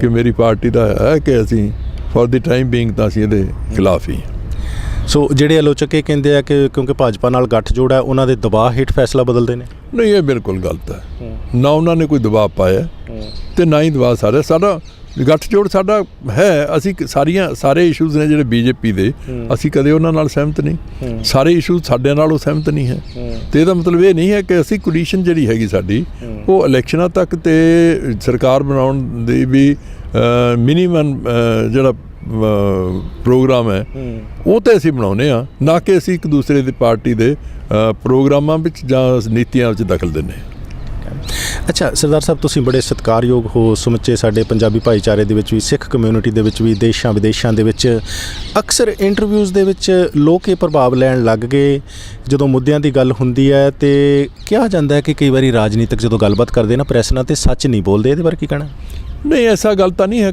ਕਿਤੇ ਮਾੜੀ ਮੋਟੀ ਕੋਈ ਇੱਧਰ ਲੁਕੋਸ਼ ਹੋ ਸਕਦਾ ਪਰ ਮੈਂ ਸਮਝਦਾ ਸਾਡੀ ਲੀਡਰਸ਼ਿਪ ਹੈ ਜਿਹੜੀ ਉਹ ਆਮ ਤੌਰ 'ਤੇ ਅਸੀਂ ਜਿਹੜੀਆਂ ਗੱਲਾਂ ਨੇ ਠੀਕ ਕਹਿੰਦੇ ਜਿਵੇਂ ਮੈਂ ਹੁਣ ਆਪ ਕਿਹਾ ਦੋਨਾਂ 'ਚ ਕਿ ਕਿਉਂ ਬਦਲਣਾ ਪਿਆ ਸਾਨੂੰ ਕਿਉਂਕਿ ਡੈਮੋਕ੍ਰੈਟਿਕ ਪਾਰਟੀ ਹੈ ਬਹੁਤਾਂ ਦਾ ਜੀ ਆ ਗਿਆ ਕਿ ਨਹੀਂ ਆਪਾਂ ਨੂੰ ਇਹ ਨਹੀਂ ਕਰਨਾ ਚਾਹੀਦਾ ਅਸੀਂ ਵਿਡਰਾ ਕਰ ਲਿਆ ਤੇ ਇਸ ਕਰਕੇ ਉਹਦੇ 'ਚ ਕੋਈ ਸੱਚ ਤੇ ਝੂਠ ਦੀ ਕੋਈ ਐਸੀ ਗੱਲ ਨਹੀਂ ਤੇ ਲਓ ਜੀ ਫਿਰ ਪ੍ਰੋਗਰਾਮ ਦੇ ਵਿੱਚ ਸਾਡੇ ਨਾਲ ਹਨ ਸਰਦਾਰ ਸੁਖਦੇਵ ਸਿੰਘ ਜੀ ਢੀਂਡਸਾ ਜੋ ਕਿ ਪੰਜਾਬ ਦੇ ਵਿੱਚ ਚੋਣ ਸਰਗਰਮੀ ਹੈ ਤੇ ਚੋਣ ਮੈਨੀਫੈਸਟੋ ਬਣਨਾ ਸ਼੍ਰੋਮਣੀ ਅਕਾਲੀ ਦਲ ਦਾ ਤੇ ਜਿਹੜੀ ਕਮੇਟੀ ਨੇ ਪਾਰਟੀ ਵੱਲੋਂ ਤਿਆਰ ਕਰਨਾ ਉਸ ਮੈਨੀਫੈਸਟੋ ਨੂੰ ਉਸ ਦੇ ਚੇਅਰਮੈਨ ਹਨ ਸਰਦਾਰ ਢੀਂਡਸਾ ਜੀ ਸੋ ਕਿਵੇਂ ਦਾ ਚੋਣ ਮੈਨੀਫੈਸਟੋ ਲਿਆ ਰਹੇ ਹੋ ਜੀ ਦੇਖੋ ਅਸੀਂ ਸਭ ਤੋਂ ਵੱਡੀ ਗੱਲ ਇਹ ਹੈ ਕਿ ਇੱਕ ਤਾਂ ਆਮ ਜਨਤਾ ਜਿਹੜੀ ਹਾਂਜੀ ਉਸ ਪੱਖੀ ਚਾਹੇ ਉਹ ਮਜ਼ਦੂਰ ਹੈ ਚਾਹੇ ਦੁਕਾਨਦਾਰ ਹੈ ਚਾਹੇ ਕਿਸਾਨ ਹੈ ਚਾਹੇ ਕਿਸੇ ਵੀ ਤਬਕੇ ਨਾਲ ਸੰਬੰਧ ਰੱਖਦਾ ਹੈ ਇਸੇ ਤਰ੍ਹਾਂ ਚਾਹੇ ਛੋਟੀਆਂ ਜਾਤਾਂ ਦਾ OBC ਹੈ ਭਾਵੇਂ ਕਿਸਾਨ ਹੈ ਕੋਈ ਹੈ ਉਹਨਾਂ ਦੇ ਪਰੋ ਅਸੀਂ ਦੇਖਦੇ ਹਾਂ ਵੀ ਉਹਨਾਂ ਨੂੰ ਫਾਇਦਾ ਕਿਸ ਚੀਜ਼ ਨਾਲ ਹੋ ਸਕਦਾ ਔਰ ਉਹਦੇ ਲਈ ਅਸੀਂ ਸੁਝਾਅ ਮੰਗੇ ਆ। ਸਾਡੀਆਂ ਵਿੰਗ ਨੇ ਜਿੰਨੇ ਨੌਜਵਾਨ ਵਿੰਗ ਹੈ, ਯੂਥ ਅਕਾਲੀ ਦਲ ਹੈ, ਸਾਡਾ ਸ਼ਡਿਊਲ ਕਾਸਟ ਵਿੰਗ ਹੈ, ਸਾਡਾ ਇਸਤਰੀ ਵਿੰਗ ਹੈ, ਸਾਡੇ ਹੋਰ ਬਾਕੀ ਸਾਰੇ ਵਿੰਗ ਨੇ, OBC ਵਿੰਗ ਹੈ, ਉਹਨਾਂ ਦੇ ਜਿਹੜੇ ਚੇਅਰਮੈਨ ਨੇ ਉਹਨਾਂ ਨੂੰ ਅਸੀਂ ਕਿਹਾ ਵੀ ਸਾਨੂੰ ਲਿਖ ਕੇ ਵੀ ਭੇਜੋ ਤੇ ਆ ਕੇ ਵੀ ਦੱਸੋ ਕਿ ਤੁਹਾਡੇ ਕੀ ਖਿਆਲ ਨੇ ਕਿ ਕੀ ਹੋਣਾ ਚਾਹੀਦਾ। ਇਸੇ ਤਰ੍ਹਾਂ ਅਸੀਂ ਸੱਦਾ ਦਿੱਤਾ ਹੈ ਭਾਰਤੀ ਕਿਸਾਨ ਯੂਨੀਅਨਾਂ ਨੇ ਜਾਂ ਵਪਾਰੀ ਵਰਗ ਹੈ ਜਿਹੜੇ ਪਾਰਟੀ ਨਾਲ ਵੀ ਸੰਬੰਧਿਤ ਨਹੀਂ, ਉਹਨਾਂ ਨੂੰ ਕਿਹਾ ਤੁਸੀਂ ਆਪਣੇ ਸੁਝਾਅ ਭੇਜੋ ਕਿ ਕੀ ਚੀਜ਼ ਨਾਲ ਫਾਇਦਾ ਹੋ ਸਕਦਾ। ਉਹਨਾਂ ਨੂੰ ਸਾਰਿਆਂ ਨੂੰ ਦੇਖ ਕੇ ਫਿਰ ਅਸੀਂ ਸੋਚਾਂਗੇ ਕਿਹੜੇ ਤਬਕੇ ਨੂੰ ਕਿਸੇ ਨਾਲ ਫਾਇਦਾ ਹੋ ਸਕਦਾ, ਉਹਦੇ ਮੁਤਾਬਕ ਅਸੀਂ ਆਪਣਾ ਮੈਨੀਫੈਸਟੋ ਬਣਾਵਾਂਗੇ। ਅੱਛਾ, ਕੀ ਆਪ ਜੀ ਮਹਿਸੂਸ ਕਰਦੇ ਹੋ ਕਿ 2007 ਦੇ ਵਿੱਚ ਚੋਣ ਮੈਨੀਫੈਸਟੋ ਤੁਸੀਂ ਤਿਆਰ ਕੀਤਾ ਸੀਗਾ ਤੇ ਹੁਣ ਇਹ 5 ਸਾਲਾਂ ਬਾਅਦ ਕਿੰਨਾ ਕੁ ਫਰਕ ਗਿਆ ਕਿ ਪਿਆ, ਕਿਹੜੇ ਨਵੇਂ ਮੁੱਦੇ ਹੋਣਗੇ? ਨਹੀਂ, ਨਵੇਂ ਮੁੱਦੇ ਤਾਂ ਜੇ ਅਸੀਂ ਦੇਖੋ ਅਸੀਂ ਜਿਹੜਾ ਆਮ ਤੌਰ 'ਤੇ ਤੁਸੀਂ ਦੇਖਿਆ ਹੋਣਾ ਮੈਨੀਫੈਸਟੋ ਪਾਰਟੀਆਂ ਬਣਾਉਂਦੀਆਂ ਨੇ, ਜਦੋਂ ਸਰਕਾਰਾਂ ਬਣਦੀਆਂ ਪੂਰੇ ਲਾਗੂ ਨਹੀਂ ਹੁੰਦੇ। ਸਾਡਾ ਪਿਛਲੇ 5 ਸਾਲ ਵਾਲਾ ਤਕਰੀਬਨ 90-95% ਤਾਂ ਉਹ ਲਾਗੂ ਹੈ ਜਿਹੜਾ ਅਸੀਂ ਕਿਹਾ ਸੀ। ਲੇਕਿਨ ਮੈਂ ਇਹ ਵੀ ਕਹਿੰਦਾ ਅਸੀਂ 100% ਤੋਂ ਵੱਧ ਲਾਗੂ ਕੀਤਾ। ਅਸੀਂ ਨਹੀਂ ਕਿਹਾ ਸੀ ਕਿ ਬੱਚਿਆਂ ਨੂੰ, ਲੜਕੀਆਂ ਦੀ ਫ੍ਰੀ ਐਜੂਕੇਸ਼ਨ ਹੋਏਗੀ। ਅੱਜ ਉਹ ਸਾਰੇ ਸੂਬੇ ਵਿੱਚ ਫ੍ਰੀ ਹੈ, ਟੋਟਲ ਕੋਈ ਪੈਸਾ ਬੱਚਿਆਂ ਨੂੰ ਨਹੀਂ ਦੇਣਾ ਪੈਂਦਾ। ਫਿਰ ਅਸੀਂ ਸਾਈਕਲ ਦਿੱਤੇ ਹੁਣ ਆਪਣੇ 11ਵੀਂ ਔਰ 12ਵੀਂ ਦੇ ਬੱਚਿਆਂ ਨੂੰ, ਉਹ ਫ੍ਰੀ ਦਿੱਤੇ ਸਾਰੇ ਪੰਜਾਬ ਵਿੱਚ, ਜਿੰਨੀਆਂ ਵੀ 11ਵੀਂ ਤੇ 12ਵੀਂ ਦੀਆਂ ਬੱਚੀਆਂ ਨੇ ਉਹਨਾਂ ਨੂੰ ਹੈ। ਔਰ ਇਹਨਾਂ ਜਿਹੜੇ ਅਸੀਂ ਇਹ ਸਕੀਮਾਂ ਆਈਆਂ 4 ਕਿਲੋ ਰੁਪਏ ਆਟਾ ਤੇ 20 ਰੁਪਏ ਕਿਲੋ ਦਾਲ ਸੀ, ਸ਼ਗਨ ਸਕੀਮ ਸੀ, ਪੈਨਸ਼ਨਾਂ ਸੀ, ਉਹਨਾਂ ਨੂੰ ਹੋਰ ਬਿਹਤਰ ਬਣਾਵਾਂਗੇ। ਜਿਵੇਂ ਪੈਨਸ਼ਨ ਹੈ, ਅਸੀਂ ਸੋਚਿਆ ਕਿ ਹੁਣ ਮਹਿੰਗਾਈ ਹੋ ਗਈ, ਇੱਕ ਤਾਂ ਪੈਨਸ਼ਨ ਵਧਣੀ ਚਾਹੀਦੀ ਹੈ ਤੇ ਇੱਕ ਪੈਨਸ਼ਨ ਹਰੇਕ ਬਜ਼ੁਰਗ ਨੂੰ ਦੇਣੀ ਚਾਹੀਦੀ ਹੈ। ਉਹ ਹੁਣ ਅਜੇ ਉਹ ਵਿਚਾਰ ਕਰਕੇ ਕੋਈ ਜਿਹੀਆਂ ਸਕੀਮਾਂ ਵੀ ਅਸੀਂ ਲਿਆਵਾਂਗੇ ਜਿਹੜੀਆਂ ਸਾਡੇ ਬਜ਼ੁਰਗਾਂ ਨੂੰ, ਗਰੀਬ ਤਬਕੇ ਦੇ ਲੋਕਾਂ ਨੂੰ ਹੋਰ ਜ਼ਿਆਦਾ ਸਹੂਲਤਾਂ ਮਿਲ ਸਕਣ। ਉਸ ਤਰ੍ਹਾਂ ਦੇ ਅਸੀਂ ਕੋਈ ਪੁਆਇੰਟ ਲੈ ਕੇ ਆਵਾਂਗੇ। ਅੱਛਾ, ਇਹ ਸਾਈਕਲਾਂ ਦੀ ਤੁਸੀਂ ਗੱਲ ਕੀਤੀ ਹੈ, ਵੈਸੇ ਕਾਫੀ ਲੋਕ ਇਹ ਸੋਚਦੇ ਆ ਕਿ ਸਾਈਕਲਾਂ 'ਤੇ ਸਰਦਾਰ ਬਾਦਲ ਦੀ ਫੋਟੋ ਹੋਣਾ ਕਿੰਨਾ ਕੁ ਜ਼ਰੂਰੀ ਸੀ? ਉਹ ਤਾਂ ਜੇ CM ਦਾ ਉਹ ਤਾਂ ਸਾਰੀ ਦੁਨੀਆ ਕਰਦੀ ਹੈ, ਜਿਸਨੇ ਕੀਤਾ ਸਾਰੇ। ਜਦੋਂ ਸਕੀਮਾਂ ਨੇ ਹਰੇਕ ਸੜਕ 'ਤੇ ਲਿਖਿਆ ਪ੍ਰਧਾਨ ਮੰਤਰੀ ਸੜਕ ਯੋਜਨਾ, ਇਸ ਕਰਕੇ ਉਹ ਜੇ ਚੀਫ ਮਿਨਿਸਟਰ ਨੇ ਦਿੱਤੇ ਨੇ ਤਾਂ ਚੀਫ ਮਿਨਿਸਟਰ ਦਾ ਕੋਈ ਹਰਜ ਨਹੀਂ, ਕਿਉਂਕਿ ਜਿੱਥੇ ਵੀ ਸੜਕ ਦਾ ਪੈਸਾ ਸੈਂਟਰ 'ਚੋਂ ਆਇਆ ਉਹ ਤਾਂ ਸਾਰੇ 'ਤੇ ਲਿਖਿਆ ਹੋਊਗਾ। ਤੁਸੀਂ ਬੋਰਡ ਪੜ੍ਹੋਗੇ ਕਿ ਇਹ ਸੜਕ ਹੈ ਜਿਹੜੀ ਪ੍ਰਧਾਨ ਮੰਤਰੀ ਸੜਕ ਯੋਜਨਾ ਦੇ ਤਹਿਤ ਬਣੀ ਹੈ। ਇਸ ਤਰ੍ਹਾਂ ਚੀਫ ਮਿਨਿਸਟਰ ਉਹ ਨਹੀਂ ਬਣਾਏ ਨੇ, ਉਹਦਾ ਹੋਣਾ ਚਾਹੀਦਾ। ਚੋਣ ਮੈਨੀਫੈਸਟੋ ਦੀ ਆਪਾਂ ਗੱਲ ਕਰ ਰਹੇ ਸੀ ਤੇ ਪੰਜਾਬ ਦੇ ਵਿੱਚ ਇੱਕ ਹੁਣ ਇਹ ਸਮੱਸਿਆ ਬਹੁਤ ਵੱਡੀ ਹੋ ਗਈ ਹੈ ਕਿ ਲੁੱਟਾਂ ਖੋਹਾਂ ਦੀਆਂ ਵਾਰਦਾਤਾਂ ਹਰ ਗਲੀ ਮੁਹੱਲੇ ਦੇ ਵਿੱਚ ਹੋਣ ਲੱਗ ਗਈਆਂ। ਲੋਕਾਂ ਦੇ ਵਿੱਚ ਕਾਫੀ ਡਰ ਦਾ ਮਾਹੌਲ ਹੈ। ਸੋ ਪੁਲਿਸ ਤਾਂ ਕਿ ਠੱਗਾਂ, ਚੋਰਾਂ, ਲੁਟੇਰਿਆਂ ਦਾ ਮੁਕਾਬਲਾ ਕਰ ਸਕੇ, ਕਿਉਂਕਿ ਆਧੁਨਿਕ ਤਕਨੀਕ ਦੇ ਨਾਲ ਅੱਜ ਕੱਲ੍ਹ ਵਾਰਦਾਤਾਂ ਦੋਸ਼ੀ ਵੀ ਕਰਨ ਲੱਗ ਗਏ। ਸਮੁੱਚੇ ਪੰਜਾਬ ਦੇ ਵਿੱਚ ਹਾਂਜੀ ਇੱਕ ਕਾਰ ਦੇ ਵਿੱਚ ਗੇੜਾ ਲਗਾ ਕੇ ਸਾਹ ਦਿਹਾੜੀ ਵਾਪਸ ਮੁੜਿਆ ਜਾ ਸਕਦਾ ਹੈ। ਪੁਲਿਸ ਕੋਲ ਓਨੀ ਤਕਨੀਕ ਹੈ ਜੀ, ਆਧੁਨਿਕ ਨਹੀਂ ਹੈ। ਸੈੱਲਫੋਨਾਂ ਦੀ ਗੱਲ ਕਰੀਏ, ਇੰਟਰਨੈਟ ਦੀ ਗੱਲ ਕਰੀਏ, ਆਧੁਨਿਕ ਵਹੀਕਲਸ ਦੀ ਗੱਲ ਕਰੀਏ, ਸੋ ਕੀ ਤੁਸੀਂ ਸਮਝਦੇ ਹੋ ਕਿ ਕਿੰਨਾ ਕੁ ਪੁਲਿਸ ਫੋਰਸ ਨੂੰ ਆਧੁਨਿਕ ਤਕਨੀਕ ਦੇ ਹਾਣੀ ਬਣਾਇਆ ਜਾਣਾ ਚਾਹੀਦਾ ਹੈ ਤਾਂ ਕਿ ਕ੍ਰਾਈਮ ਉਹ ਅਸਰਦਾਰ ਤਰੀਕੇ ਨਾਲ ਰੋਕ ਸਕਣ? ਇਹ ਬਿਲਕੁਲ ਬਣਾਉਣਾ ਚਾਹੀਦਾ ਜੀ। ਮੈਂ ਸਮਝਦਾ ਇਕੱਲੀ ਸਟੇਟ ਸਰਕਾਰ ਕੋਲ ਇੰਨੇ ਪੈਸੇ ਕਦੇ ਨਹੀਂ ਹੋ ਸਕਦੇ। ਸਾਰੀਆਂ ਸੂਬਿਆਂ 'ਚ ਅਸੀਂ ਬੜੀ ਵਾਰੀ ਲਿਖ ਚੁੱਕੇ ਹਾਂ, ਮਿਲ ਚੁੱਕੇ ਹਾਂ ਪ੍ਰਧਾਨ ਮੰਤਰੀ ਨੂੰ, ਹੋਮ ਮਿਨਿਸਟਰ ਨੂੰ ਮਿਲ ਚੁੱਕੇ ਹਾਂ ਕਿ ਪੰਜਾਬ ਵਿੱਚ, ਕਿਉਂਕਿ ਪਾਕਿਸਤਾਨ ਬਾਰਡਰ ਸਟੇਟ ਹੈ, ਇੱਥੇ ਬਹੁਤ ਟੈਰਰਿਜ਼ਮ ਰਹੀ ਹੈ ਔਰ ਹੁਣ ਵੀ ਸਾਡਾ ਗਵਾਂਢੀ ਦੇਸ਼ ਕੋਈ ਕੋਸ਼ਿਸ਼ ਕਰ ਰਿਹਾ। ਇਸ ਕਰਕੇ ਇਹਨੂੰ ਮੋਡਰਾਈਜ਼ ਕਰਨ ਲਈ ਸੈਂਟਰ ਸਾਨੂੰ ਫੰਡ ਦੇਵੇ ਔਰ ਇਹ ਲਿਖ ਕੇ ਵੀ ਦੇ ਦਿੱਤਾ। ਅਸੀਂ ਪਾਰਲੀਮੈਂਟ 'ਚ ਵੀ ਸਵਾਲ ਉਠਾਇਆ ਲੇਕਿਨ ਇੱਥੋਂ ਕੋਈ ਨਹੀਂ ਦੇ ਰਿਹਾ। ਇਸ ਕਰਕੇ ਸਾਡੀ ਤਾਂ ਕੋਸ਼ਿਸ਼ ਹੈ, ਸੁਖਬੀਰ ਸਿੰਘ ਬਾਦਲ ਤਾਂ ਬੜੇ ਜ਼ੋਰ ਨਾਲ ਲੱਗੇ ਹੋਏ ਆ ਕਿ ਮੋਡਰਨਾਈਜ਼ ਕੀਤਾ ਜਾਵੇ ਪੁਲਿਸ ਨੂੰ ਔਰ ਬੜੀ ਸਖਤਾਈ ਨਾਲ ਇਹ ਜਿਹੜਾ ਕ੍ਰਾਈਮ ਥੋੜ੍ਹਾ ਬਹੁਤਾ ਹੋ ਰਿਹਾ ਉਹਨੂੰ ਕੱਟਿਆ ਜਾਵੇ। ਕੁਛ ਇਹ ਵੀ ਹੈ ਕਿਉਂਕਿ ਇਲੈਕਸ਼ਨ ਆ ਰਹੀਆਂ ਨੇ, ਸਰਕਾਰ ਨੂੰ ਬਦਨਾਮ ਕਰਨ ਲਈ ਕੁਛ ਤੱਤ ਐਸੇ ਵੀ ਹੋਣਗੇ ਜਿਹੜੇ ਉਹ ਜਾਣ ਕੇ ਹੁਣ ਛੋਟੀਆਂ ਮੋਟੀਆਂ ਵਾਰਦਾਤਾਂ ਕਰਾਉਣਗੇ ਕਿ ਜੀ ਦੇਖੋ ਜੀ ਹੁਣ ਸਰਕਾਰ ਨੇ ਕੀ ਕੀਤਾ। ਮੈਂ ਲੋਕਾਂ ਨੂੰ ਖਾਸ ਕਰਕੇ ਕਹਿਣਾ ਚਾਹੂੰਗਾ ਕਿ ਉਹਨਾਂ ਨੂੰ ਆਪ ਵੀ ਥੋੜ੍ਹਾ ਜਿਹਾ ਧਿਆਨ ਦੇਣਾ ਚਾਹੀਦਾ ਔਰ ਮੁਲਜ਼ਮਾਂ ਨੂੰ ਪੁਲਿਸ ਤੱਕ ਰਿਪੋਰਟ ਕਰਕੇ ਫੜਾਉਣੇ ਚਾਹੀਦੇ ਆ ਜੇ ਇਸ ਤਰ੍ਹਾਂ ਦੇ ਤੱਤ ਜਿਹੜੇ ਫਿਰਦੇ ਆ। ਅੱਛਾ, ਪੁਲਿਸ ਤੱਕ ਰਿਪੋਰਟ ਕਰਨ ਲਈ ਜੇ ਕੋਈ ਟੈਲੀਫੋਨ ਕਰਦਾ ਤੇ ਪੁਲਿਸ ਵਾਲੇ ਕਹਿੰਦੇ ਨੇ ਜੀ ਕਿ ਸਾਡੇ ਕੋਲ ਅਮਲਾ ਨਹੀਂ ਹੈ, ਸਾਡੇ ਕੋਲ ਫੋਰਸ ਨਹੀਂ ਹੈ, ਸਾਡੇ ਕੋਲ ਗੱਡੀ ਨਹੀਂ ਹੈ, ਅਸੀਂ ਮੌਕੇ 'ਤੇ ਪਹੁੰਚ ਨਹੀਂ ਸਕਦੇ। ਸੋ ਲੋਕ ਵੀ ਕਈ ਵਾਰੀ ਬੇਬਸ ਨੇ ਕਿ ਤੁਸੀਂ ਤਾਂ ਕਹਿੰਦੇ ਹੋ ਕਿ ਪੁਲਿਸ ਨਾਲ ਸੰਪਰਕ ਕਰੋ, ਪੁਲਿਸ ਕਹਿੰਦੀ ਹੈ ਕਿ ਅਸੀਂ ਆ ਨਹੀਂ ਸਕਦੇ। ਕੋਈ ਐਸਾ ਥਾਣਾ ਨਹੀਂ ਹੈ ਜਿਹਦੇ ਕੋਲ ਗੱਡੀਆਂ ਨਹੀਂ ਹੈ। ਅੱਛਾ। ਕੋਈ ਐਸਾ ਥਾਣਾ ਨਹੀਂ ਹੈ ਜਿਹਦੇ ਕੋਲ ਚੰਗੇ ਵਾਇਰਲੈਸ ਸਿਸਟਮ ਨਾ ਹੋਵੇ। ਕੋਈ ਪੰਜਾਬ 'ਚ ਐਸੀ ਜਗ੍ਹਾ ਨਹੀਂ ਹੈ। ਅੱਛਾ। ਅਗਰ ਕੋਈ ਇਸ ਤਰ੍ਹਾਂ ਦੀ ਗੱਲ ਕਰਦਾ ਹੈ ਕਿ ਠੀਕ ਹੈ ਵੀ ਉਹਨਾਂ ਜਿਵੇਂ ਤੁਸੀਂ ਕਿਹਾ ਵੀ ਅੱਜ ਦੇ ਯੁੱਗ 'ਚ ਜਿੰਨੀ ਹੋਣੀ ਚਾਹੀਦੀ ਹੈ ਮਾਡਰਨਾਈਜੇਸ਼ਨ ਉਨੀ ਨਹੀਂ ਹੈ। ਉਹਦਾ ਕਾਰਨ ਹੈ ਕਿ ਪੈਸੇ ਸਟੇਟਾਂ ਕੋਲੇ ਨਹੀਂ ਹੁੰਦੇ। ਸੈਂਟਰ ਉਹਨਾਂ ਨੂੰ ਕੋਈ ਮਦਦ ਨਹੀਂ ਕਰ ਰਿਹਾ ਕਿ ਇਹਨੂੰ ਮਾਡਰਨਾਈਜ਼ ਕਰੋ। ਲੇਕਿਨ ਜਿੰਨਾ ਕੁ ਵੀ ਹੈ ਪੰਜਾਬ ਪੁਲਿਸ ਕੋਲੇ ਜਿੰਨੀ ਹੈ ਉਹ ਵੀ ਕੋਈ ਇੰਨੀ ਮਾੜੀ ਨਹੀਂ ਹੈ ਸਿਸਟਮ। ਉਹਦੇ ਤਹਿਤ ਉਹਨਾਂ ਕੋਲੇ ਗੱਡੀਆਂ ਨੇ, ਸਾਰਾ ਵਾਇਰਲੈਸ ਸਿਸਟਮ ਹੈ, ਸਾਰਾ ਕੁਝ ਉਹਨਾਂ ਕੋਲੇ ਹੈ। ਹਰੇਕ ਕੋਲੇ ਮੋਬਾਈਲ ਟੈਲੀਫੋਨ ਆਪਣਾ ਹੈਗਾ। ਤੇ ਇਹ ਸਮਝ ਨਹੀਂ ਆਉਂਦਾ ਫਿਰ ਕਈ ਵਾਰੀ ਤੁਹਾਨੂੰ ਪਤਾ ਹੀ ਹੈ ਵੀ ਅਫਸਰਸ਼ਾਹੀ ਵੀ ਔਰ ਖਾਸ ਕਰਕੇ ਛੋਟੇ ਮੁਲਾਜ਼ਮ ਵੀ ਜਾਣ ਦੇ ਮਾਰੇ ਜਾਏ ਕਰਨ ਦੇ ਵਾਰੀ ਇਹ ਗੱਲ ਬਹਾਨਾ ਲਾ ਦਿੰਦੇ ਨੇ। ਅੱਛਾ, ਤੁਸੀਂ ਤਾਂ ਕਿਹਾ ਵੀ ਸੈਂਟਰ ਬਹੁਤਾ ਸਹਿਯੋਗ ਨਹੀਂ ਦਿੰਦਾ। ਦੂਸਰੇ ਪਾਸੇ ਸੈਂਟਰ ਕਹਿੰਦਾ ਕਿ ਕਾਫੀ ਸਾਰੀਆਂ ਸਹੂਲਤਾਂ ਸੂਬਿਆਂ ਨੂੰ ਦਿੱਤੀਆਂ ਜਾਂਦੀਆਂ ਨੇ, ਖੁੱਲ੍ਹੇ ਫੰਡ ਦਿੱਤੇ ਜਾਂਦੇ ਆ, ਪਰ ਜਿਹੜੀਆਂ ਖੇਤਰੀ ਰਾਜਨੀਤਿਕ ਪਾਰਟੀਆਂ ਉਹਨਾਂ ਫੰਡਾਂ ਨੂੰ ਆਪਣੇ ਨਾਂ 'ਤੇ ਵਰਤਣ ਲਈ ਰਾਜਨੀਤੀ ਕਰਦੀਆਂ। ਇਹ ਤਾਂ ਕਦੇ ਕੋਈ ਸਰਕਾਰੀ ਫੰਡ ਆਪਣੀ ਪਾਰਟੀ ਲਈ ਵਰਤਿਆ ਜਾ ਸਕਦਾ? ਬਿਲਕੁਲ ਨਹੀਂ ਕੋਈ ਵਰਤਿਆ ਜਾ ਸਕਦਾ। ਕੋਈ ਆਫਟਰ ਆਲ ਆਡਿਟ ਹੁੰਦਾ ਉਹਦਾ, ਐਡੇ ਐਡੇ ਵੱਡੇ ਪਏ ਨੇ। ਇਸ ਕਰਕੇ ਉਹ ਤਾਂ ਇੱਕ ਬਹਾਨਾ ਹੈ। ਤੁਸੀਂ ਆਪ ਹੀ ਪੁੱਛ ਲਓ, ਫਿਗਰ ਲੈ ਲਓ ਉਹਨਾਂ ਦੀ ਕਿ ਕਿਹੜੀ ਸਟੇਟ ਨੂੰ ਕਿੰਨਾ ਪੈਸਾ ਦਿੱਤਾ, ਉਹ ਤਾਂ ਪਤਾ ਲੱਗ ਜੂ ਪੰਜਾਬ ਨੂੰ ਕੀ ਦਿੱਤਾ ਉਹਨਾਂ ਨੇ। ਉਹ ਤਾਂ ਸਰਕਾਰੀ ਫਿਗਰਾਂ ਨੇ, ਉਹ ਕੋਈ ਕਹਿਣ ਨਾਲ ਨਹੀਂ ਹੈ ਕਿ ਮੈਂ ਕਹਿਤਾ ਤੇ ਉਹ ਗੱਲ ਠੀਕ ਹੈ। ਤੁਸੀਂ ਦੇਖੋਗੇ ਮੰਗਾ ਕੇ RTI ਤੋਂ ਲੈ ਲਓ ਇੱਥੋਂ ਵੀ ਕਿਹੜੀ ਸਟੇਟ ਨੂੰ ਮੈਂ ਤੁਹਾਨੂੰ ਲੈ ਦੂੰਗਾ। ਸਾਡੇ ਕੋਈ ਕੁਐਸਚਨਾਂ 'ਚ ਆਉਂਦਾ ਵੀ ਕਿੰਨਾ ਕਿਸੇ ਕਿਹੜੀ ਸਟੇਟ ਨੂੰ ਦਿੱਤਾ। ਅਕਸਰ ਇਹ ਗੱਲ ਸੁਣਨ ਨੂੰ ਮਿਲਦੀ ਹੈ ਕਿ ਕਈ ਵਾਰੀ ਕਾਫੀ ਸਾਰੀਆਂ ਸਕੀਮਾਂ ਦਾ ਐਲਾਨ ਕੀਤਾ ਜਾਂਦਾ, ਲੇਕਿਨ ਕਿ ਖਜ਼ਾਨੇ ਦੇ ਵਿੱਚ ਪੈਸਾ ਨਹੀਂ ਹੁੰਦਾ। ਤੁਹਾਨੂੰ ਕਿਉਂਕਿ ਆਪਣੀ ਪਾਰਟੀ ਦੀ ਕਾਫੀ ਜ਼ਿੰਮੇਵਾਰ ਪੋਜੀਸ਼ਨ ਦੇ ਵਿੱਚ ਹੋ, ਸੋ ਸਰਕਾਰ ਦੇ ਕੋਲ ਖਜ਼ਾਨੇ 'ਚ ਪੈਸੇ ਹੁੰਦੇ ਆ ਜੀ? ਨਹੀਂ, ਸਕੀਮਾਂ ਤੇ ਤਾਂ ਹੁੰਦੀ ਹੈ ਜੀ। ਸਕੀਮਾਂ ਤਾਂ ਸਾਰੀਆਂ ਤਕਰੀਬਨ ਲਾਗੂ ਹੁੰਦੀਆਂ ਹੀ ਨੇ। ਸਕੀਮਾਂ ਤਾਂ ਉਦੋਂ ਹੀ ਕਰਦੇ ਆ ਜਦੋਂ ਪੈਸੇ ਹੋਣਗੇ। ਹਾਂ, ਕਈ ਵਾਰੀ ਡਿਲੇ ਇਸ ਕਰਕੇ ਹੋ ਜਾਂਦੀ ਹੈ ਕਿ ਉਦੋਂ ਉਸ ਟਾਈਮ ਸਾਡੇ ਕੋਲੇ ਪਰ ਕਰੋ ਟੈਕਸ ਹੁੰਦੇ ਨੇ ਜਾਂ ਸੈਂਟਰ ਨੇ ਆਪਣਾ ਹਿੱਸਾ ਦੇਣਾ ਹੁੰਦਾ, ਉਹ ਡਿਲੇ ਕਰਦੇ ਤੇ ਉਹ ਥੋੜ੍ਹੀ ਬਹੁਤ ਡਿਲੇ ਹੋ ਜਾਂਦੀ। ਕੁਛ ਹਿੱਸਾ ਸੈਂਟਰ ਦਾ ਵੀ ਹੁੰਦਾ ਸਕੀਮਾਂ ਦੇ ਅੰਦਰ, ਤੇ ਉਹ ਨਾ ਦੇਣ ਕੁਦਰਤੀ ਉਹ ਸਕੀਮ ਰੁਕ ਜਾਂਦੀ ਹੈ। ਅੱਛਾ, ਇਹ ਚੋਣ ਮੈਨੀਫੈਸਟੋ 'ਤੇ ਦੁਬਾਰਾ ਆਉਂਦੇ ਹਾਂ, ਖਾਸ ਤੌਰ 'ਤੇ NRIs, ਕਿਉਂਕਿ ਵੱਡੀ ਤਾਦਾਦ ਦੇ ਵਿੱਚ ਸਮੁੱਚੇ ਪੰਜਾਬ ਦੇ ਵਿੱਚੋਂ ਹੀ ਲੋਕ ਵਿਦੇਸ਼ਾਂ ਦੇ ਵਿੱਚ ਵਸੇ ਹੋਏ ਹਨ। ਸੋ NRIs ਦੇ ਲਈ ਤੁਹਾਡੀ ਪਾਰਟੀ ਕਿਸ ਢੰਗ ਤਰੀਕੇ ਦੀਆਂ ਸਕੀਮਾਂ ਉਲੀਕ ਰਹੀ ਜੀ? ਦੇਖੋ, NRIs ਲਈ ਅਸੀਂ ਪਹਿਲਾਂ ਵੀ 2 ਵਾਰੀ ਇੱਥੇ ਬੁਲਾ ਕੇ NRIs ਨਾਲ ਗੱਲ ਕੀਤੀ ਹੈ। ਸਪੈਸ਼ਲ ਥਾਣੇ ਬਣਾਏ ਨੇ ਉਹਨਾਂ ਲਈ। ਤੇ ਨੰਬਰ 2, ਉਹਨਾਂ ਲਈ ਇਹ ਵੀ ਕਰ ਦਿੱਤਾ ਕਿ ਜਿਸ ਤਰ੍ਹਾਂ ਫੌਜੀ ਰਹੀ ਹੈ, ਜੇ ਉਹ ਆਪਦੀ ਜਾਇਦਾਦ ਆ ਕੇ ਛਡਾਉਣਾ ਰਿਟਾਇਰਮੈਂਟ ਤੋਂ ਬਾਅਦ, ਤੇ ਉਹ 'ਤੇ ਕੋਈ ਐਕਟ ਲਾਗੂ ਨਹੀਂ ਹੁੰਦਾ, ਹੁੰਦਾ ਮੁਜ਼ਾਹਰਾ ਐਕਟ ਜਾਂ ਦੂਸਰਾ। ਇਸੇ ਤਰ੍ਹਾਂ NRIs ਦਾ ਕਰ ਦਿੱਤਾ ਕਿ ਉਹ ਆ ਕੇ ਆਪਣਾ ਕੋਈ ਕੰਮ ਸ਼ੁਰੂ ਕਰਨਾ ਚਾਹੇ ਤੇ ਉਹਦੀ ਕੋਈ ਦੁਕਾਨ ਹੋਵੇ, ਕੋਈ ਮਕਾਨ ਹੋਵੇ, ਕੋਈ ਜ਼ਮੀਨ ਹੋਵੇ, ਉਹ ਵੀ ਉਸ ਤਰ੍ਹਾਂ ਹੀ ਕਰ ਸਕਦਾ। ਨੰਬਰ 2, ਉਹਨਾਂ ਤੋਂ ਹੋਰ ਵੀ ਮੰਗਿਆ ਵੀ ਦੱਸੋ ਤੁਹਾਡੇ ਲਈ ਉਹਨਾਂ ਲਈ ਇੱਕ ਸਪੈਸ਼ਲ ਸੈੱਲ ਬਣਾਇਆ ਹੈ ਔਰ ਚੀਫ ਮਿਨਿਸਟਰ ਦੇ ਅੰਡਰ ਹੀ ਹੈ। ਉਹਦਾ ਪ੍ਰਿੰਸੀਪਲ ਸੈਕਟਰੀ ਉਹਦਾ ਸੈਕਟਰੀ ਹੈ, ਤੇ ਉਹਦੇ ਕੋਲ ਵੀ ਕੋਈ ਸ਼ਿਕਾਇਤ ਹੋਵੇ, ਕੋਈ ਹੋਵੇ, ਉਹਦੇ ਕੋਲੇ ਆ ਕੇ ਕਰ ਸਕਦੇ। ਸਪੈਸ਼ਲ ਥਾਣੇ ਬਣਾ ਦਿੱਤੇ ਔਰ ਹੋਰ ਵੀ ਹੈ, ਉਹਨਾਂ ਨੂੰ ਕਰ ਦਿੱਤਾ। ਅਸੀਂ ਤਾਂ ਈਵਨ ਰਿਕਮੈਂਡ ਕੀਤਾ ਸੀ ਕਿ HGPC 'ਚ ਵੀ ਬਾਹਰੋਂ ਨੁਮਾਇੰਦਗੀ ਹੋਣੀ ਚਾਹੀਦੀ ਹੈ, ਕਿਉਂਕਿ ਉਹ ਸੈਂਟਰਲ ਐਕਟ ਹੈ, ਪਰ ਉਹ ਗਵਰਨਮੈਂਟ ਆਫ ਇੰਡੀਆ ਨੇ ਮੰਨਿਆ ਨਹੀਂ ਹੈ। ਅਸੀਂ ਤਾਂ ਚਾਹੁੰਦੇ ਸੀ ਕਿ ਉਹਨਾਂ ਦਾ ਧਾਰਮਿਕ ਤੌਰ 'ਤੇ ਵੀ ਉਹਨਾਂ ਦਾ ਵਿੱਚ ਆ ਜਾਣ ਨੁਮਾਇੰਦੇ, ਸਾਨੂੰ ਕੋਈ ਇਤਰਾਜ਼ ਨਹੀਂ।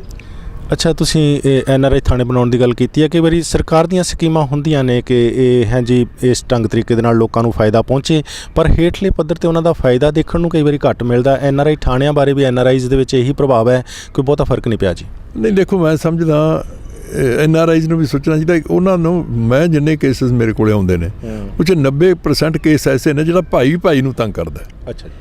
ਜਿਹੜਾ ਭਾਈ ਦੀ ਜ਼ਮੀਨ ਦੱਬੀ ਬੈਠਾ, ਭਾਈ ਦੀ ਦੁਕਾਨ ਦੱਬੀ ਬੈਠਾ, ਰਾਹ ਕਰਦਾ, ਉਹਦੇ 'ਚ ਕੀ ਕਰਦੇ ਆ ਵੀ ਇੱਥੇ ਵਾਕਈ ਠੀਕ ਹੈ ਕਿ ਛੋਟੇ ਮੋਟੇ ਕਿਤੇ ਤੰਗ ਆ ਕੇ ਉਹ ਆਉਂਦਾ ਥੋੜ੍ਹੇ ਦਿਨਾਂ ਲਈ ਹੈ, ਤੇ ਦੂਸਰਾ ਉਹਨੂੰ ਪੁਲਿਸ ਵਾਲਿਆਂ ਨੂੰ ਪੈਸੇ ਪੂਸੇ ਦੇ ਕੇ ਉਹ ਅੱਗੇ ਪਾ ਦਿੰਦਾ ਹੋਣਾ। ਪਰ ਫਿਰ ਵੀ ਜਿੱਥੇ ਪਤਾ ਲੱਗਦਾ ਉਹ 'ਤੇ ਪੂਰਾ ਐਕਸ਼ਨ ਲੈਂਦੇ ਹਾਂ ਅਸੀਂ। ਸੋ ਚੋਣ ਸਰਗਰਮੀ ਦੀ ਗੱਲ ਕਰੀਏ, ਸ਼੍ਰੋਮਣੀ ਅਕਾਲੀ ਦਲ, ਕਿਉਂਕਿ ਪੰਜਾਬ ਦਾ ਇਤਿਹਾਸ ਰਿਹਾ ਕਿ 5 ਸਾਲ ਇੱਕ ਪਾਰਟੀ ਨੇ ਰਾਜ ਕੀਤਾ, 5 ਸਾਲ ਬਾਅਦ ਪੰਜਾਬੀਆਂ ਨੇ ਸਰਕਾਰ ਬਦਲ ਦਿੱਤੀ। ਇਸ ਵਾਰ ਕੀ ਸਥਿਤੀ ਨਜ਼ਰ ਆਉਂਦੀ ਹੈ? ਐਤਕੀ ਦੀ ਬਿਲਕੁਲ ਹੀ ਚੇਂਜ ਹੋ ਜਾਏਗਾ। ਐਤਕੀ ਦੀ ਸਰਕਾਰ ਦੁਬਾਰਾ ਰਿਪੀਟ ਹੋਵੇਗੀ। ਉਹਦਾ ਕਾਰਨ ਹੈ ਕਿ ਜਿੰਨੀ ਡਿਵੈਲਪਮੈਂਟ ਪੰਜਾਬ ਦੀ ਸਰਦਾਰ ਬਾਦਲ ਦੀ ਸਰਕਾਰ ਨੇ ਕੀਤੀ ਹੈ, ਉਨੀ ਡਿਵੈਲਪਮੈਂਟ ਅੱਜ ਤੱਕ ਕਿਤੇ ਹੋਈ ਨਹੀਂ। ਤੁਸੀਂ ਜਾਓਗੇ, ਸੜਕਾਂ ਦਾ ਹਾਲ ਦੇਖ ਲਓ, ਪੁਲ ਕਿੰਨੇ ਬਣੇ ਪਏ ਹੈ ਔਰ ਕਿੰਨੇ ਤੁਹਾਡੇ ਵਾਟਰ ਬਾਕਸ ਲੱਗੇ ਆ, ਕਿੰਨੇ ਪਿੰਡਾਂ ਦੀਆਂ ਜਾ ਕੇ ਹਰੇਕ ਪਿੰਡ ਨੂੰ ਬਾਦਲ ਸਾਹਿਬ ਨੇ ਆਪ ਗ੍ਰਾਂਟਾਂ ਦਿੱਤੀਆਂ ਗਲੀਆਂ ਪੱਕੀਆਂ ਕਰਨ ਲਈ, ਸੀਵਰੇਜ ਲਈ, ਲਾਈਟਾਂ ਲਈ ਔਰ ਵਾਟਰ ਵਰਕਸ ਲਈ। ਕੋਈ ਐਸਾ ਨਹੀਂ ਹੈ ਕਿ ਪਿੰਡਾਂ ਨੂੰ ਵੀ ਸ਼ਹਿਰਾਂ ਵਰਗੀਆਂ ਸਹੂਲਤਾਂ ਦੇਣ ਦਾ। ਇਸੇ ਤਰ੍ਹਾਂ ਸ਼ਹਿਰਾਂ ਵਿੱਚ ਤੇ ਇੱਥੇ ਅਰੁਣ ਜੇਤਲੀ ਜੀ ਹੁਣ ਜਾ ਕੇ ਆਏ ਨੇ ਅੰਮ੍ਰਿਤਸਰ, ਉਹ ਕਹਿੰਦੇ ਮੈਂ ਦੇਖਿਆ ਅੰਮ੍ਰਿਤਸਰ ਤਾਂ ਬਿਲਕੁਲ ਹੀ ਬਦਲਿਆ ਪਿਆ। ਅੱਛਾ ਜੀ। ਤੁਸੀਂ ਬਠਿੰਡੇ ਚਲੇ ਜਾਓ, ਬਠਿੰਡੇ ਚੇਂਜ ਹੀ ਹੋ ਗਿਆ ਸਾਰਾ ਕੁਝ, ਕੋਈ ਨਹੀਂ ਕਹਿ ਸਕਦਾ ਪੁਰਾਣਾ ਬਠਿੰਡਾ। ਇਸ ਤਰ੍ਹਾਂ ਬਾਕੀ ਸ਼ਹਿਰਾਂ ਦਾ ਵੀ ਇਹੀ ਹਾਲ ਹੈ। ਤੇ ਸ਼ਹਿਰਾਂ ਦੇਖ ਲਓ, ਪਿੰਡਾਂ ਦਾ ਦੇਖ ਲਓ, ਪਿੰਡਾਂ ਦੀਆਂ ਸੜਕਾਂ ਦੇਖ ਲਓ। ਫਿਰ ਬਿਜਲੀ ਦਾ ਸਭ ਤੋਂ ਵੱਡਾ ਸੰਕਟ ਬਿਜਲੀ ਦਾ, ਉਹਦੇ ਲਈ ਬਾਦਲ ਸਾਹਿਬ ਨੇ 4 ਥਰਮਲ ਪਲਾਂਟ ਸ਼ੁਰੂ ਕਰਾਤੇ। ਅੱਛਾ ਜੀ। ਤੇ ਜਿਸ ਦਿਨ ਉਹ ਚਾਰੇ ਚੱਲ ਪਏ, ਜਿਹਦੇ 'ਚ ਇੱਕ ਤਾਂ 6 ਮਹੀਨਿਆਂ 'ਚ ਚੱਲ ਪੈਣੇ, ਜਿਸ ਦਿਨ ਉਹ ਚਾਰੇ ਚੱਲ ਪਏ ਸਰਪਲਸ ਬਿਜਲੀ ਹੋਏਗੀ। ਜਿਵੇਂ ਤੁਸੀਂ ਬਾਹਰਲੇ ਮੁਲਕਾਂ, ਤੁਹਾਡੇ ਕੈਨੇਡਾ 'ਚ, ਅਮਰੀਕਾ 'ਚ ਹੁੰਦਾ ਵੀ 1 ਮਿੰਟ ਵੀ ਕਦੇ ਬਿਜਲੀ ਨਹੀਂ ਜਾਂਦੀ, ਪੰਜਾਬ ਵੀ ਉਸੇ ਤਰ੍ਹਾਂ ਹੋਏਗਾ ਕਿ 1 ਮਿੰਟ ਵੀ ਕੋਈ ਬਿਜਲੀ ਉਹਨਾਂ ਨੂੰ ਸ਼ਾਰਟੇਜ ਨਹੀਂ ਹੋਏਗੀ। ਅੱਛਾ, ਗੱਲ ਕਰੀਏ ਬੇਰੁਜ਼ਗਾਰੀ ਦੀ, ਗੱਲ ਕਰੀਏ ਮਹਿੰਗਾਈ ਦੀ, ਅਸੀਂ ਗੱਲ ਕਰੀਏ ਨਸ਼ਿਆਂ ਦੀ, ਅਸੀਂ ਗੱਲ ਕਿਸੇ ਵੀ ਵੱਡੀ ਸਮੱਸਿਆ ਦੀ ਜਿਹੜੀਆਂ ਕਿ ਦਹਾਕਿਆਂ ਤੋਂ ਚੱਲਦੀਆਂ ਆਈਆਂ ਨੇ, ਉਹ ਵਿਕਰਾਲ ਹੀ ਹੋਈਆਂ ਨੇ। ਸੋ ਇਸ ਬਾਰੇ ਫਿਰ ਬੀਤੇ 5 ਸਾਲਾਂ 'ਚ ਕੋਈ ਸੁਧਾਰ ਹੋਇਆ? ਦੇਖੋ, 1 ਲੱਖ ਤੋਂ ਵੱਧ ਨੌਜਵਾਨ ਭਰਤੀ ਕੀਤਾ, ਡਿਫਰੈਂਟ ਪੁਲਿਸ ਆ ਗਿਆ, ਐਕਸਾਈਜ਼ ਐਂਡ ਟੈਕਸੇਸ਼ਨ ਹੋ ਗਈ, ਤੇ ਟੀਚਰ ਹੋ ਗਏ, ਫੂਡ ਸਪਲਾਈ ਹੋ ਗਿਆ। ਹੋਰ ਇਹ ਪਹਿਲਾ ਮੌਕਾ ਹੈ ਕਿ ਟੋਟਲ ਮੈਰਿਟ ਤੇ ਹੋਈ ਹੈ ਭਰਤੀ। ਇੱਕ ਵੀ ਜਾ ਕੇ ਕੋਰਟ 'ਚ ਨਹੀਂ ਕਦੇ ਕੋਈ ਗਿਆ, ਇੱਕ ਨੇ ਕਦੇ ਬਿਆਨ ਨਹੀਂ ਦਿੱਤਾ ਕਿ ਮੇਰੇ ਤੋਂ ਪੈਸੇ ਲੈ ਕੇ ਮੈਨੂੰ ਭਰਤੀ ਕੀਤਾ ਗਿਆ, ਇੱਕ ਨੇ ਇਹ ਨਹੀਂ ਕਿਹਾ ਮੈਨੂੰ ਸਿਫਾਰਿਸ਼ ਕਰਕੇ ਮੇਰੀ ਸਿਫਾਰਿਸ਼ ਨਹੀਂ ਸੀ ਤਾਂ ਰਹਿ ਗਿਆ। ਤੇ ਪਹਿਲੀ ਵਾਰੀ ਹੋਇਆ, ਮੇਰਾ ਖਿਆਲ ਸ਼ਾਇਦ ਦੇਸ਼ ਵਿੱਚ ਹੀ ਐਸੀ ਹੋਇਆ ਹੋਵੇ ਕਿ ਇੱਕ ਵੀ ਸ਼ਿਕਾਇਤ ਕੋਈ ਨਹੀਂ ਆਈ ਕਿ ਭਰਤੀ ਠੀਕ ਢੰਗ ਨਹੀਂ ਹੋਈ। 1 ਲੱਖ ਦੀ ਭਰਤੀ ਕੀਤੀ ਹੈ। ਅੱਛਾ। ਤੇ ਉਹ ਕੋਈ ਉਹਨਾਂ ਲੋਕਾਂ 'ਚ ਇੰਨਾ ਵਿਸ਼ਵਾਸ, ਉਹ ਗਰੀਬ ਲੋਕ ਜਿਹੜੇ ਪਹਿਲਾਂ 50-50, 60-60 ਲੱਖ ਰੁਪਏ ਚੱਕੀ ਫਿਰਦੇ ਸੀ ਕਿ ਮੈਨੂੰ ਐਕਸਾਈਜ਼ ਇੰਸਪੈਕਟਰ ਲਵਾ ਦਿਓ, ਇੱਕ ਨਵਾਂ ਪੈਸਾ ਨਹੀਂ ਲੱਗਿਆ। ਗਰੀਬ ਘਰ ਦਾ ਬੱਚਾ ਉੱਠ ਕੇ ਜਦੋਂ ਮੈਰਿਟ ਤੇ ਆਇਆ, ਉਹ ਆਏ ਨੇ। ਇਸ ਕਰਕੇ ਉਹ ਬਹੁਤ ਵੱਡਾ ਲੋਕਾਂ 'ਚ ਪ੍ਰਭਾਵ ਹੈ। ਨੰਬਰ 2, ਡਿਵੈਲਪਮੈਂਟ ਦਾ ਦੇਖ ਲਓ ਸੀ, ਉਹਦੇ ਕੋਈ ਡਿਵੈਲਪਮੈਂਟ ਕਿਸੇ ਨੇ ਵਕਤ ਨਹੀਂ ਹੋਈ। ਫਿਰ ਨੰਬਰ 2, ਸਕੀਮਾਂ ਬੜੀਆਂ ਦਿੱਤੀਆਂ। ਅੱਛਾ ਜੀ। ਗਰੀਬਾਂ ਲਈ, ਦਲਿਤਾਂ ਲਈ, OBC ਲਈ ਔਰ ਗਰੀਬ ਵਰਗ ਲਈ ਜਿੰਨੀਆਂ ਰਹਿਤਾਂ ਇਹ ਸਰਕਾਰ ਨੇ ਦਿੱਤੀਆਂ ਨੇ ਤਾਂ ਕਿ ਉਹ ਆਪਣੇ ਪੈਰਾਂ ਤੇ ਖੜੇ ਹੋ ਜਾਣ, ਤੇ ਉਹ ਵੀ ਕਿਸੇ ਨੇ ਨਹੀਂ ਦਿੱਤੀਆਂ। ਇਸ ਕਰਕੇ ਸਾਰੇ ਲੋਕਾਂ ਦਾ ਰੁਝਾਨ ਹੈ। ਹੁਣ ਤੁਸੀਂ ਦੇਖਿਆ ਹੋਣਾ, ਸਾਰੀਆਂ ਪਾਰਟੀਆਂ ਨੇ ਰੈਲੀਆਂ ਕਰ ਰਹੇ ਨੇ, ਕਾਂਗਰਸ ਨੇ ਵੀ ਕੀਤੀਆਂ, ਮਨਪ੍ਰੀਤ ਨੇ ਵੀ ਕੀਤੀਆਂ, ਹੁਣ ਸਾਡੀਆਂ ਵੀ ਸ਼ੁਰੂ ਹੋਈਆਂ। ਤੁਸੀਂ ਉਹਨਾਂ ਤੋਂ ਅੰਦਾਜ਼ਾ ਲਾ ਸਕਦੇ ਹੋ ਲੋਕਾਂ ਦਾ ਵੀ ਪ੍ਰਭਾਵ ਕੀ ਹੈ। ਉਹਨਾਂ ਦੋਨਾਂ ਨੂੰ ਜੇ ਮਿਲਾ ਲਓ, ਉਹਨਾਂ ਦੀਆਂ ਰੈਲੀਆਂ ਨੂੰ, ਤੇ ਉਦੋਂ ਵੱਡੇ ਇਕੱਠ ਸਾਡੇ ਹੁੰਦੇ ਆ। ਅੱਛਾ, ਇਹ ਕਿਹਾ ਜਾਂਦਾ ਹੈ ਕਿ 47 ਲੱਖ ਪੰਜਾਬ ਦੇ ਵਿੱਚ ਨੌਜਵਾਨ ਬੇਰੁਜ਼ਗਾਰ ਹੈ। 5 ਸਾਲਾਂ 'ਚ ਤੁਸੀਂ 1 ਲੱਖ ਨੂੰ ਨੌਕਰੀਆਂ ਦਿੱਤੀਆਂ, ਤੇ ਇਹ 47 ਲੱਖ ਨੂੰ ਕਿੰਨੇ 5 ਤੇ ਗੁਣਾ ਕਰ ਲਈਏ। ਸੋ ਇੱਦਾਂ ਬੇਰੁਜ਼ਗਾਰੀ ਕਦੇ ਖਤਮ ਨਹੀਂ ਹੋਏਗੀ? ਨਹੀਂ, ਉਹ ਇਸ ਤਰ੍ਹਾਂ ਹੀ ਦੇਖੋ, ਇਹ ਨਹੀਂ ਹੈ ਕਿ ਸਰਕਾਰੀ ਨੌਕਰੀਆਂ ਕਿਸੇ ਨੂੰ, ਸਾਰਿਆਂ ਨੂੰ 47 ਲੱਖ ਨੂੰ ਮਿਲ ਸਕਦੀਆਂ। ਇਹ ਤਾਂ ਕਦੇ ਪੋਸੀਬਲ ਹੀ ਨਹੀਂ ਹੋ ਸਕਦਾ। ਹਾਂਜੀ। ਲੇਕਿਨ ਉਹਨਾਂ ਨੂੰ ਸਕੀਮਾਂ ਦਿੱਤੀਆਂ ਸੈਲਫ ਇੰਪਲੋਇਮੈਂਟ ਲਈ, ਔਰ ਉਹ ਅਸੀਂ ਆਪਣੇ ਨਵੀਂ ਮੈਨੀਫੈਸਟੋ ਵਿੱਚ ਲੈ ਕੇ ਆਵਾਂਗੇ ਕਿ ਸੈਲਫ ਇੰਪਲੋਇਮੈਂਟ। ਠੀਕ ਹੈ। ਉਹਦੇ ਬਿਨਾਂ ਗੱਲ ਨਹੀਂ ਹੋ ਸਕਦੀ। ਸਰਕਾਰੀ ਨੌਕਰੀਆਂ ਨਹੀਂ ਸਾਰਿਆਂ ਨੂੰ ਮਿਲ ਸਕਦੀਆਂ। ਸਰਕਾਰੀ ਨੌਕਰੀਆਂ ਦਾ ਇੱਕੋ ਤਰੀਕਾ ਕੱਢਿਆ ਗਿਆ ਕਿ ਇਹਨਾਂ ਨੂੰ ਮੈਰਿਟ ਤੇ ਰੱਖੋ ਤਾਂ ਕਿ ਕਿਸੇ ਨੂੰ ਇਤਰਾਜ਼ ਨਾ ਹੋਵੇ। ਕੋਈ ਸਿਫਾਰਸ਼ੀ ਭਰਤੀ ਹੋ ਗਿਆ, ਕੋਈ ਪੈਸੇ ਦੇ ਕੇ ਭਰਤੀ ਹੋ ਗਿਆ, ਲੇਕਿਨ ਸੈਲਫ ਇੰਪਲੋਇਮੈਂਟ ਲਈ ਅਸੀਂ ਨਵੀਆਂ ਸਕੀਮਾਂ ਦੇਵਾਂਗੇ ਤਾਂ ਕਿ ਬੱਚੇ ਆਪਣਾ ਕੰਮ ਆਪ ਕਰ ਸਕਣ ਸਰਕਾਰ ਦੀ ਮਦਦ ਦੇ ਨਾਲ। ਆਪ ਜੀ ਨੇ ਕਿਹਾ ਕਿ ਯੋਗਤਾ ਦੇ ਆਧਾਰ ਤੇ ਅਪਾਇੰਟਮੈਂਟਾਂ ਹੋਈਆਂ ਨੇ। ਸੋ ਪਬਲਿਕ ਸਰਵਿਸ ਕਮਿਸ਼ਨ ਦੀ ਗੱਲ ਕਰੀਏ, ਚੇਅਰਮੈਨ ਤੁਸੀਂ ਨਿਯੁਕਤ ਕਰਨਾ ਸੀ ਹਰੀਸ਼ ਢਾਂਡਾ, ਪਰ ਅਦਾਲਤ ਨੇ ਮਨਾ ਕੀਤਾ। ਉਹ ਤਾਂ ਠੀਕ ਹੈ, ਉਹ ਤਾਂ ਅਦਾਲਤਾਂ ਨੂੰ ਤਾਂ ਅਸੀਂ ਕੁਛ ਉਹਦੇ ਦਖਲ ਨਹੀਂ ਦੇ ਸਕਦੇ, ਅਸੀਂ ਕਹਿ ਨਹੀਂ ਸਕਦੇ। ਪਰ ਹਰੀਸ਼ ਢਾਂਡੇ ਦਾ ਬਹੁਤ ਵੱਡਾ ਅੱਛਾ ਰਿਕਾਰਡ ਹੈ। ਅੱਛਾ। ਉਹ ਕਿੰਨੇ ਹੀ ਸਾਲ ਤਾਂ ਮੈਨੂੰ ਆਪਣੇ ਬਾਰ ਐਸੋਸੀਏਸ਼ਨ ਜੀ ਲੁਧਿਆਣਾ ਦਾ ਪ੍ਰਧਾਨ ਰਿਹਾ, ਔਰ ਕਿੰਨੇ ਸਾਲ ਉਹ ਬਾਰ ਕੌਂਸਲ ਦਾ ਰਿਹਾ, ਔਰ ਫਿਰ MLA ਰਿਹਾ, ਚੀਫ ਪਾਰਲੀਮੈਂਟਰੀ ਸੈਕਟਰੀ ਰਿਹਾ। ਉਹ ਤਾਂ ਇੱਕ ਕਿਸੇ ਕਿਸਮ ਦਾ ਇਲਜ਼ਾਮ ਅੱਜ ਤੱਕ ਨਹੀਂ ਲੱਗਿਆ। ਤੇ ਲੇਕਿਨ ਹੁਣ ਕੋਰਟ ਦੇ ਨੂੰ ਅਸੀਂ ਕਹਿ ਨਹੀਂ ਸਕਦੇ ਕੁਛ। ਕੋਰਟ ਨੇ ਕਿਉਂ ਕੀਤਾ, ਕੀ ਹੋਇਆ, ਕੀ ਨਹੀਂ। ਪਹਿਲਾਂ ਬੜੇ ਪੋਲੀਟੀਕਲ ਬੰਦੇ ਨੇ ਜਿਹੜੇ ਚੇਅਰਮੈਨ ਰਹੇ ਨੇ, ਇਹ ਕੋਈ ਅੱਜ ਦਾ, ਇਹ ਪਹਿਲਾਂ ਤਾਂ ਕੇਸ ਨਹੀਂ ਸੀਗਾ। ਜਿਹੜੇ ਪੋਲੀਟਿਕਸ 'ਚ ਰਹੇ ਔਰ ਉਸ ਤੋਂ ਬਾਅਦ ਚੇਅਰਮੈਨ ਰਹੇ, ਮੈਂਬਰ ਰਹੇ, ਪਤਾ ਨਹੀਂ ਹੁਣ ਵੀ ਰਹੇ ਮੈਂਬਰ। ਉਹ ਮੋਹੀ, ਡਾਕਟਰ ਮੋਹੀ, ਉਹ MLA ਰਿਹਾ। ਅੱਛਾ। ਉਹ ਵੀ ਮੈਂਬਰ ਬਣਾਇਆ ਪਿਛਲੀ ਸਰਕਾਰ ਨੇ, ਕੈਪਟਨ ਅਮਰਿੰਦਰ ਸਿੰਘ ਨੇ। ਤੇ ਇਸ ਤਰ੍ਹਾਂ ਹੋਰ ਬੜੇ ਨੇ।